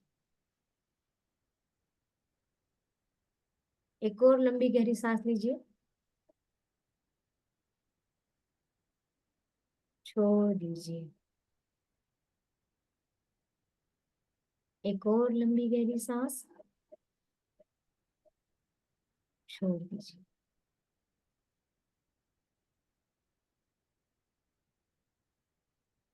गणेश जी को याद करते हैं, वो आए और हमारे मेडिटेशन में हमारी हेल्प करें। वक्रतुंड महाकाय सूर्यकोटि समप्रभ निर्विघ्नं कुरु मे देव सर्वकार्येषु सर्वदा। माँ भगवती की को हम आमंत्रित करते हैं, उनका आह्वान करते हैं, वो आए और हमें एनर्जी प्रदान करें। या देवी सर्वभूतेषु शक्ति रूपेण संस्थिता नमस्तस्यै नमस्तस्यै नमस्तस्यै नमो नमः। या देवी सर्वभूतेषु विद्यारूपेण संस्थिता नमस्तस्यै नमस्तस्यै नमस्तस्यै नमो नमः। अपने गुरुओं को याद करते हैं, गुरुओं से एनर्जी लेते हैं। गुरुर्ब्रह्मा गुरुर्विष्णु गुरुर्देवो महेश्वरा गुरुर्साक्षात् परब्रह्म तस्मै श्री गुरुवे नमः। अपने शरीर में एनर्जी को बहते हुए देखिए। हे नारायण, हे शिक्षक, हे शिव शक्ति, मेरी प्रार्थना को स्वीकार करो। मेरे पूर्वजों का उद्धार करो। उन पूर्वजों में से जो भी इस धरातल में या किसी अन्य लोक में, नरक में पीड़ा सहन कर रहे हैं, ग्लानि, दुख, कष्ट और पीड़ा में है, जो अपने जीवन काल में अज्ञानता के कारण असत्य, अन्याय का जिन्होंने साथ दिया है, उनकी ओर से मैं समस्त ब्रह्मांड से हाथ जोड़कर विनती करती हूँ, प्लीज उन्हें माफ कर दो। हमारे पूर्वजों को माफ कर दो। लंबी गहरी सांस लें। अपने सूक्ष्म शरीर को देखिए। अपने फिजिकल शरीर में सूक्ष्म शरीर को देखिए, जिसे आप आत्मा के नाम से भी जानते हैं। आपका सूक्ष्म शरीर आपके फिजिकल शरीर से एक कॉर्ड से जुड़ा है। जैसे माँ के गर्भ में नाल से बच्चा जुड़ा होता है, वैसे ही आपका सूक्ष्म शरीर आपके फिजिकल शरीर से एक सिल्वर कॉर्ड से जुड़ा है। ये सिल्वर कॉर्ड बहुत मजबूत है, पावरफुल है। अब आप अपने फिजिकल शरीर से निकलकर सूक्ष्म शरीर के सहारे बाहर निकल रहे हैं, लेकिन आप कौन से जुड़े? आप बाहर निकले, सामने एक सुरंग है, आप धीरे धीरे उस सुरंग में बढ़ रहे हैं। आप तेजी से बढ़ने लगे। डिवाइन लाइट जो आपके पास आ रही है, आपने उसने आपको पूरा घेरा हुआ है। आपका पूरा शरीर डिवाइन लाइट से भरा हुआ है। विजुलाइज कीजिए कि जो माँ भगवती की व्हाइट लाइट आपके पास आई थी, उससे आपका पूरा शरीर भर गया है। डिवाइन व्हाइट लाइट से आपका पूरा शरीर भर गया है। आपके आसपास भी डिवाइन व्हाइट लाइट है। आप बढ़ते जा रहे हैं सुरंग में से, और डिवाइन व्हाइट लाइट ने आपको प्रोटेक्शन दिया हुआ है। आपके अंदर कोई निगेटिविटी प्रवेश नहीं कर सकती। आप बढ़ते जा रहे हैं। सुरंग से जैसे ही बाहर आते हैं, आपको सिल्वर रास्ता दिखाई देता है, एक पथ दिखाई देता है जिसका रंग चांदी समान है। आगे बढ़ रहे हैं आप। कुछ दूरी पर आपको कुछ लोग दिखाई देते हैं। वो लोग भी आपकी तरफ बढ़ रहे हैं। आप रुक गए, वो भी रुक गए।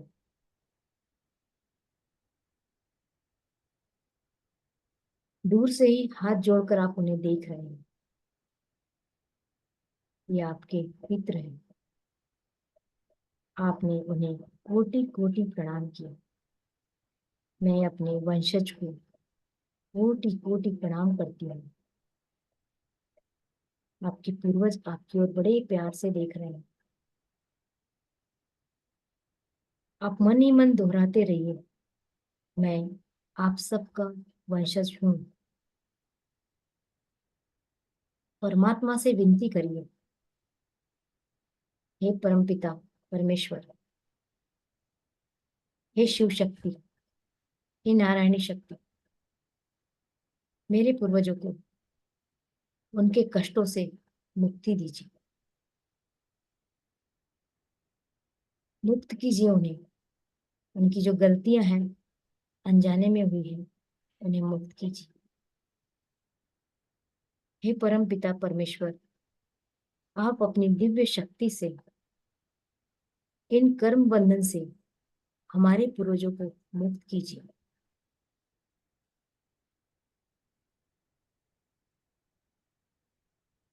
आप अपना राइट हैंड और लेफ्ट हैंड दोनों ऐसे उठाइए जैसे उन्हें ब्लेसिंग्स दे रहे हो। सामने पूर्वज खड़े हैं, आपके दोनों हाथ उनकी तरफ है। विजुलाइज कीजिए कि आपके हाथों से यूनिवर्स से आती हुई divine light, divine white light हाथों से निकलकर आपके पूर्वजों तक पहुंच रही है। प्रार्थना करते रहिए मन ही मन कि ये डिवाइन व्हाइट लाइट आपके पूर्वजों को हील कर रही है, शांत कर रही है, कर्म बंधन से मुक्त कर रही है। विजुलाइज करते रहिए कि जितने भी पूर्वज आपके सामने खड़े हैं, सबके पास आपकी डिवाइन व्हाइट लाइट पहुंच रही है।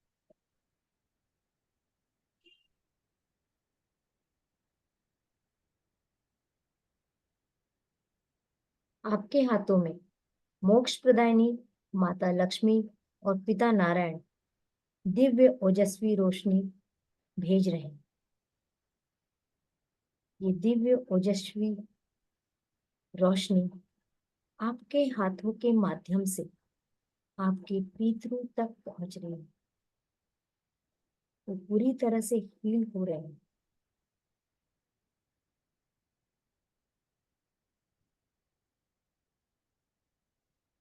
आपके हाथों से कर्म शांति की ब्लेसिंग्स सभी पूर्वजों तक पहुंच रही है।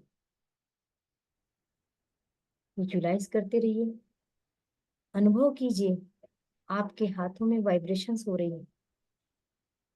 रोशनी को निकलते हुए विजुलाइज करते रहिए।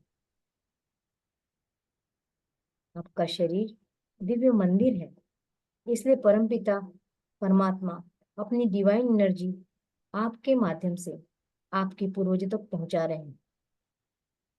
वे सारी आत्माएं हील हो रही हैं। डिवाइन एनर्जी से वो सारी आत्माएं हील हो रही हैं। उनकी पीड़ा धीरे धीरे दूर हो रही है।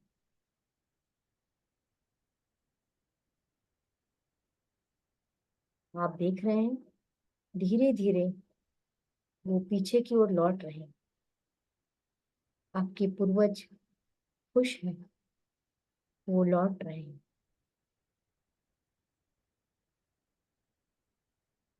ये सारे लोग धीरे धीरे ऊपर की ओर उठ रहे हैं। अपने हाथ को धीरे से नीचे रखिए।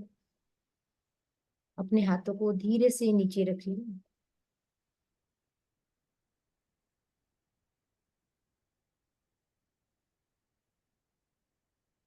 आपके सारे पूर्वज खुश हैं, बहुत आनंदित है कि आज उनको आपने याद किया। उनकी मुक्ति के लिए प्रार्थना की गई। वे बहुत खुश हैं।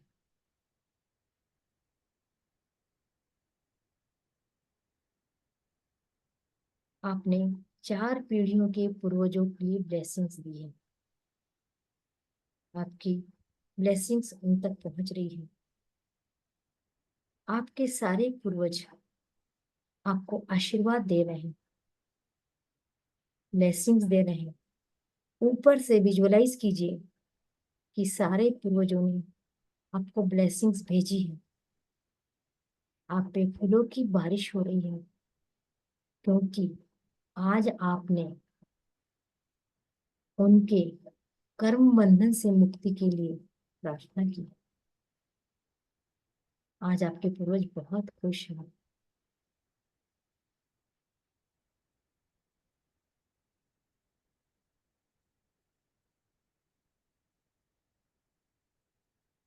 धीरे धीरे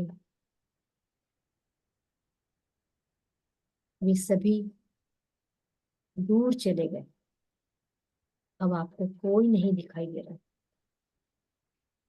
आप उस सुरंग से वापस लौट रहे, उस डिवाइन सिल्वर पथ से वापस लौट रहे। लौट कर आप अपने स्थान पे आ गए। तो खुश हैं। आज आपको आपके पूर्वजों की ब्लेसिंग्स मिली है। आप बहुत खुश हैं कि आपको आपके पूर्वजों की ब्लेसिंग्स मिल गई। 1 सेकंड तक वैसे ही रहिए। धीरे धीरे अपनी पैरों की उंगलियों को हिलाइए, हाथों की उंगलियों को हिलाइए, दोनों हाथों को रब कीजिए। आंखों पे रखिए, आंखें खोल लीजिए।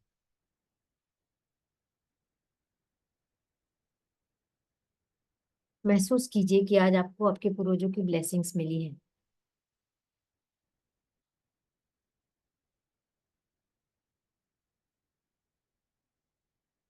कितने लोगों को विजुअलाइजेशन हुआ? गुड। अंजलि जी को हुआ, हाँ, कुमुद को भी हुआ, दुर्गेश को हुआ, गुड गुड। उषा को हुआ, प्रियंका को भी हुआ, बहुत अच्छा। Hello ma'am.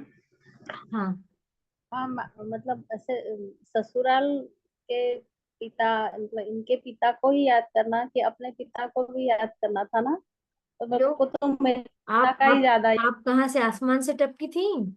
माता पिता तो आपके भी थे, नहीं तो मैं है मतलब ना?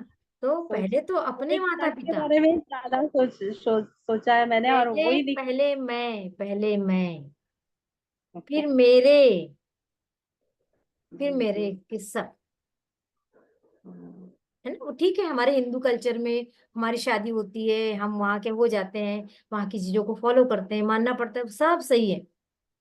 मैं आपको घटना बताना चाहूंगी। मैं केदारनाथ बद्रीनाथ गई थी और वहां हमने पिंडदान किया। तो मैंने पंडित से बड़े डरते डरते पूछा, क्या मैं यहाँ अपने पिता का नाम ले सकती हूँ? बोले क्यों नहीं? क्यों, पिता आपके नहीं थे? पिता नहीं, चाचा चाची मामा मामा मौसी, जिसके चाहे आप उसके नाम लो, आप सबके नाम से तर्पण कर सकते हैं। वो मुझे नया कॉन्सेप्ट मिला था। नहीं तो इतने दिनों तक यही था कि हमारे घर में हमारे सास ससुर का ही हम लोग हाँ पितरों की पूजा वही था बराबर। करते। वही था, वो इसीलिए संकुचित आपसे पूछ संकुचित हुआ मतलब विचारधारा है, उस धारा को मेरा छोड़िए। कॉन्सेप्ट। सबको, सबके लिए हम प्रेयर कर सकते हैं। जी पता नहीं हमारे कौन से पितर हमारा इंतजार कर रहे हैं कि हमें मुक्ति दिलवाओ। तो वो हमें करना चाहिए। चलिए, तो टाइम भी हमारा हो गया है। यदि किसी को कुछ कोई एक्सपीरियंस शेयर करना है तो जरूर कर सकते हैं। कोई करना जी, चाहता थैंक यू। है? बहुत अच्छा लगा, बहुत बहुत। मैम एक चीज पूछनी है। हाँ ये गरिमा वाला बोलो। जो है हम डेली कर सकते हैं क्या, या फिर मुझे ये आज के दिन ही करना चाहिए मोस्टली? नहीं, अमावस्या को करना चाहिए, डेली नहीं, अच्छा अच्छा। जरूरत नहीं है ठीक ना। ठीक ठीक। डेली करने का मतलब हम डेली अपने पितरों को बुला रहे हैं, वो फिर आसमान से उतर के आएंगे, फिर हाँ वापस हाँ जाएंगे, नहीं। हाँ। पितरों की कोई चीज डेली नहीं करना है ठीक है ना। ठीक है। तो अभी अगर आप मेरे साथ जुड़े तो हर अमावस्या में आपको ये मौका हाँ मिलेगा। हाँ हाँ। यस पूर्णिमा मैम। को हम कुछ और करेंगे। पूर्णिमा में हाँ। हम अपनी एनर्जी हाई करने वाली चीज करते हैं, और इस समय हम कर्मों को काटते हैं। तो आपने ओके। अमावस्या के भी बहुत सारे मेडिटेशन है, जो धीरे धीरे हम, हाँ। जैसे जैसे हम इस यात्रा में आगे बढ़ेंगे, आपको भी बहुत सारी चीजें, मुझे भी सीखने मिलेगी, आपको भी सीखने मिलेगी। Yes ma'am. आपने वो लड्डू का बताया था ना कि अमावस के दिन हाँ करना चाहिए, हाँ और जी। दरवाजे पे शायद अब कुछ दीपक दो तीन चीजें हैं कि अमावस्या को आप कर सकते हैं, करना चाहिए पितरों के नाम से। हमें येलो कलर के लड्डू चढ़ाना चाहिए। तो साउथ वेस्ट दिशा में जब आपने अपने पितरों की फोटो रखी है, तो हर अमावस्या को आप 4 लड्डू गिन के रख दीजिए उनके नाम से, और 1-2 घंटे उनके पास रखा रहने दीजिए, ताकि लगे कि हाँ उन्होंने उसको ग्रहण किया। फिर उसको उठा के किसी खुली जगह पर रख दीजिए, जहाँ पक्षी उसको खा जाए। यदि उसको कौवे खाते तो सब बेस्ट होता है, क्योंकि कौवे को हम लोग पूर्वजों का अवतार ही की कैटेगरी में रखते हैं। मैंने मैम, एक के दो लिए घंटे नहीं रखा था, 2 घंटे अब नहीं रखा पेरेंट्स वगैरह दिखते हैं जैसे घंटे में रख सपने के में कभी। आए। एक एक बोलिए, एक एक बोलिए, कौन बोल रहा है पहले? मैं बोल रहा हूँ, हाँ पेरेंट्स एक बोलिए। दिखते हैं सपने में, हाँ, तो क्या करना चाहिए या क्या मानना चाहिए? एंसेस्टर्स दिखते हैं तो आपको माफी मांगना है, माफ भी करना है, उनको भी माफ करना है। और आज सवेरे का मेडिटेशन हमारा इसी बात को लेके था। हम्म। कौन था सवेरे के मेडिटेशन में? हम थे सवेरे, सब लोग मैं थी दिखे, मैम। अभी नहीं दिखे मुझे, अभी नहीं दिखे। हाँ नहीं, अभी अभी हमने वाला किया भी नहीं है। हमने सवेरे इसी बात को लेकर मेडिटेशन किया था कि हम, हमारे कौन से पितृ हमारा इंतजार कर रहे हैं, उनकी कौन सी इच्छा पूरी नहीं हुई, पता नहीं, वो हमें दिखते हैं सपने में आके, वो हिंट करना चाहते हैं। और लेकिन ऐसा मैम अगर नहीं, हंस की बात कर रहे हैं तो? हाँ मैं वही आ रही हूँ उसी बात अच्छा पे, अच्छा। कि जो पितृ दिखते हैं इसका मतलब हमेशा निगेटिव नहीं होता है। वो हमारे, वो भी होते हैं, वो हमारे एंजल भी हैं, वो हमारा भला भी करना चाहते हैं, वो हमें कुछ बताना चाहते हैं। तो जब आप एंजल वाले कोर्स से जुड़ते हैं, कुछ लोग हैं एंजल के कोर्स से जुड़े हुए, तो हमने उसमें सिखाया है कि किस तरीके से हम एंजल से पूछने लगते हैं कि आप आए हैं, बताइए आप क्यों आए हैं। तो कुछ देर बाद हमको कुछ मैसेज मिलता है, इनडायरेक्ट वे में मिलता है, ऐसा नहीं कि डायरेक्ट कोई पत्र आ जाता है। तो मैसेज मिलते हैं हमको, वो कुछ हमें बताना चाहते हैं। वो बताएंगे कैसे, उनका तो शरीर नहीं है ना अब, उनकी आवाज भी नहीं है। लेकिन कभी कभी हमको आवाज आती कान में, कभी हमें सपने में कुछ दिख जाता है, कभी हमें कोई मैसेज होता है और फिर एकदम से आता है कि सपने में ऐसी कुछ चीज दिखी थी। तो कंबाइन होती है वो चीजें और हमको मैसेज मिलता है, तो वो हमें कुछ मैसेज देने आते हैं। यदि आपको लगातार आ रहे हैं और उससे आपको तकलीफ सी होती है कि क्यों आ रहे हैं बार बार, तो आप उनको, उनसे माफी मांगना शुरू करें। माफी डेली मांग सकते हो, 11 दिन, 7 दिन, 21 दिन, आपको सपने आना बंद हो जाएंगे। कैसे माफी मांगेंगे? माफी मांगने का भी एक तरीका होता है। जो दिख रहा है उनसे कहिए, प्लीज मुझे माफ कर दीजिए, जाने अनजाने पता नहीं कौन सी आपकी इच्छा हम लोगों ने पूरी नहीं की, हम लोगों का मतलब कई बार आपके दादाजी दिख रहे तो उनकी इच्छा पूरी करने की जिम्मेदारी किसकी थी? आपके पापा की थी। पर पापा ने नहीं किया तो आपके ऊपर भी आता है, आपने नहीं किया तो आपके बेटे के ऊपर भी आएगा। मतलब 4-5 पीढ़ी तक ये चलता रहता है। इसलिए उसको मैं मान के चलिए कि जाने अनजाने कुछ हम लोगों ने आपकी इच्छा पूरी ना की हो, कोई गलती की हो, आपका दिल दुखाया हो, इस जन्म में नहीं तो शायद मैंने पिछले किसी जन्म में दुखाया हो, तो आप मुझे माफ कर दीजिए। आप शायद मुझसे माफी मांगना चाह रहे हो और आप माफी नहीं मांग पाए, तो मैं भी आपको माफ करता हूँ, क्योंकि बहुत सारी आत्माएं माफी नहीं मांग पाती और चले जाती, फिर उनकी आत्माओं में वो रहता है कि मैं माफी नहीं मांग पाया, मैं माफी नहीं मांग पाया। और मेरे तो 2-3 संपर्क में अभी अभी लेटेस्ट में ऐसे लोग भी आए जिनको शादी के 2-3 दिन, सॉरी शादी नहीं, डेथ के 2-3 दिन पहले उन्होंने सबसे माफी मांगना शुरू किया और 2-3 दिन बाद चले गए। आपने भी शायद ऐसे अनुभव किया होगा, तो उनको कुछ दिखने लग जाता है, ऐसा कहते हैं। वो तो तभी मालूम पड़ेगा जब मौत आएगी, तब तक तो हम एक्सपीरियंस नहीं कर सकते उस चीज को।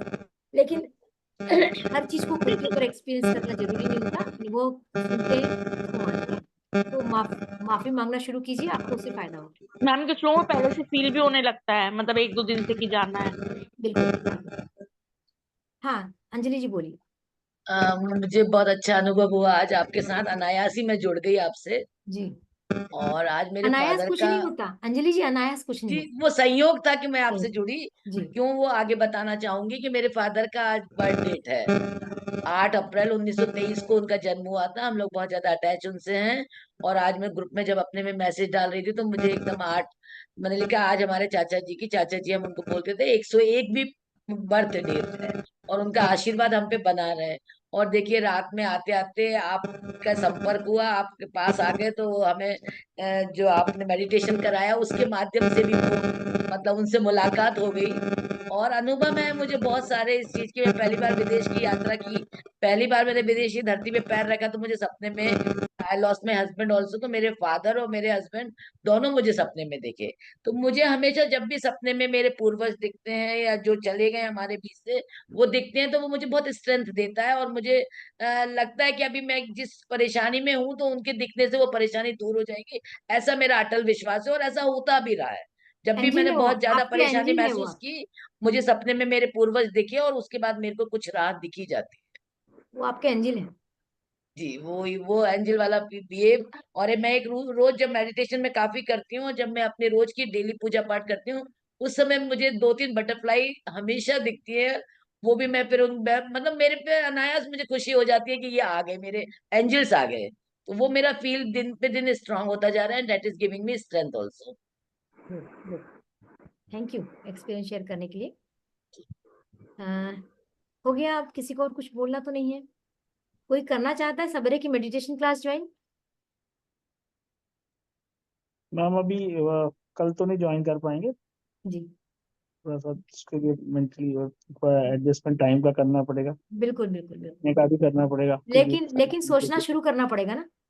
लॉ ऑफ सोचना अट्रैक्शन, शुरू कर दिया। लॉ ऑफ अट्रैक्शन काम तभी करेगा जब आपके दिमाग में चलेगा कि मुझे सवेरे 1 घंटा मेडिटेशन में देना है। नहीं नहीं, सोचना शुरू कर दिया, लेकिन बैच कल से आप शुरू करें। कितने दिन के लिए रहेगा मेडिटेशन के एक सेशन? महीने का है पूरा। 1 महीने में एटलीस्ट आपको 22 दिन 23 दिन मिलेंगे, जिसमें ट्रांसफॉर्मेशन की गुंजाइश है। उससे पहले ट्रांसफॉर्मेशन होता नहीं है ना। और हम चाहते हैं कि यदि आप हमारी क्लास में आ रहे हैं तो हम कुछ ऐसे अफर्मेशन पे काम करें जो आपको 1 महीने के बाद उस अफर्मेशन के रिजल्ट दिखे। इस कॉन्सेप्ट को लेके मेरा फर्स्ट बैच है ये। मैं भी कुछ सीखूंगी, हमेशा मैं सीखती रहती हूँ, है ना। तो होगा नहीं होगा, मैं किसी बात का दावा नहीं करती, लेकिन विश्वास करती हूँ कि होगा जरूर। तो तैयारी क्या लगती है, जैसे अपन कोई इस टाइप तैयारी नहीं करना है, कोई मेडिटेशन तैयारी नहीं करते करना हैं? है। एक छोटा सा एनर्जी एक्सचेंज आप भी डाल दीजिए, कल सवेरे बैठ जाइए क्लास में। कोई तैयारी नहीं है, बस पानी लेके बैठिए, नहाने की भी जरूरत नहीं है, बिना नहाए बैठिए। 5:15 से 6:15 का टाइम है। नींद खुलती है तो बहुत अच्छी बात, नहीं तो उसके उपाय भी करना पड़ेगा कि अलार्म लगा लो, किसी को घर में बोल दो, नहीं तो हनुमान जी को बोल दो, हनुमान जी उठा देना। हनुमान जी उठा देंगे, हनुमान जी उठा देंगे, सच हनुमान जी बात है। उठा देते हैं, है ना। तो तैयारी की कोई जरूरत नहीं है, मेंटली तैयारी की जरूरत है कि चाह कितनी है। सामने खाना आया है, आप कह रहे हैं कि आज मैं भी सामान खाने को तैयार नहीं हूं, तो खाना चला जाएगा, बस इतना ही। चलिए, और वास्तु की क्लास भी है, यदि आप लोग वास्तु में इंटरेस्ट रखते हैं, सीखना चाहते, बिल्कुल ऐसे ही मजे में वास्तु सिखाऊंगी, टेंशन नहीं दूंगी। कोई कठिन चीज को जितना सरल बना सकती हूँ कोशिश करूंगी। उषा, एक्सपीरियंस बताओ, वास्तु के एक्सपीरियंस बताओ, कैसे सीखा आपने? अनम्यूट कर लो और बोलो, कैसे सीखा, कितने टेंशन में सीखा वास्तु?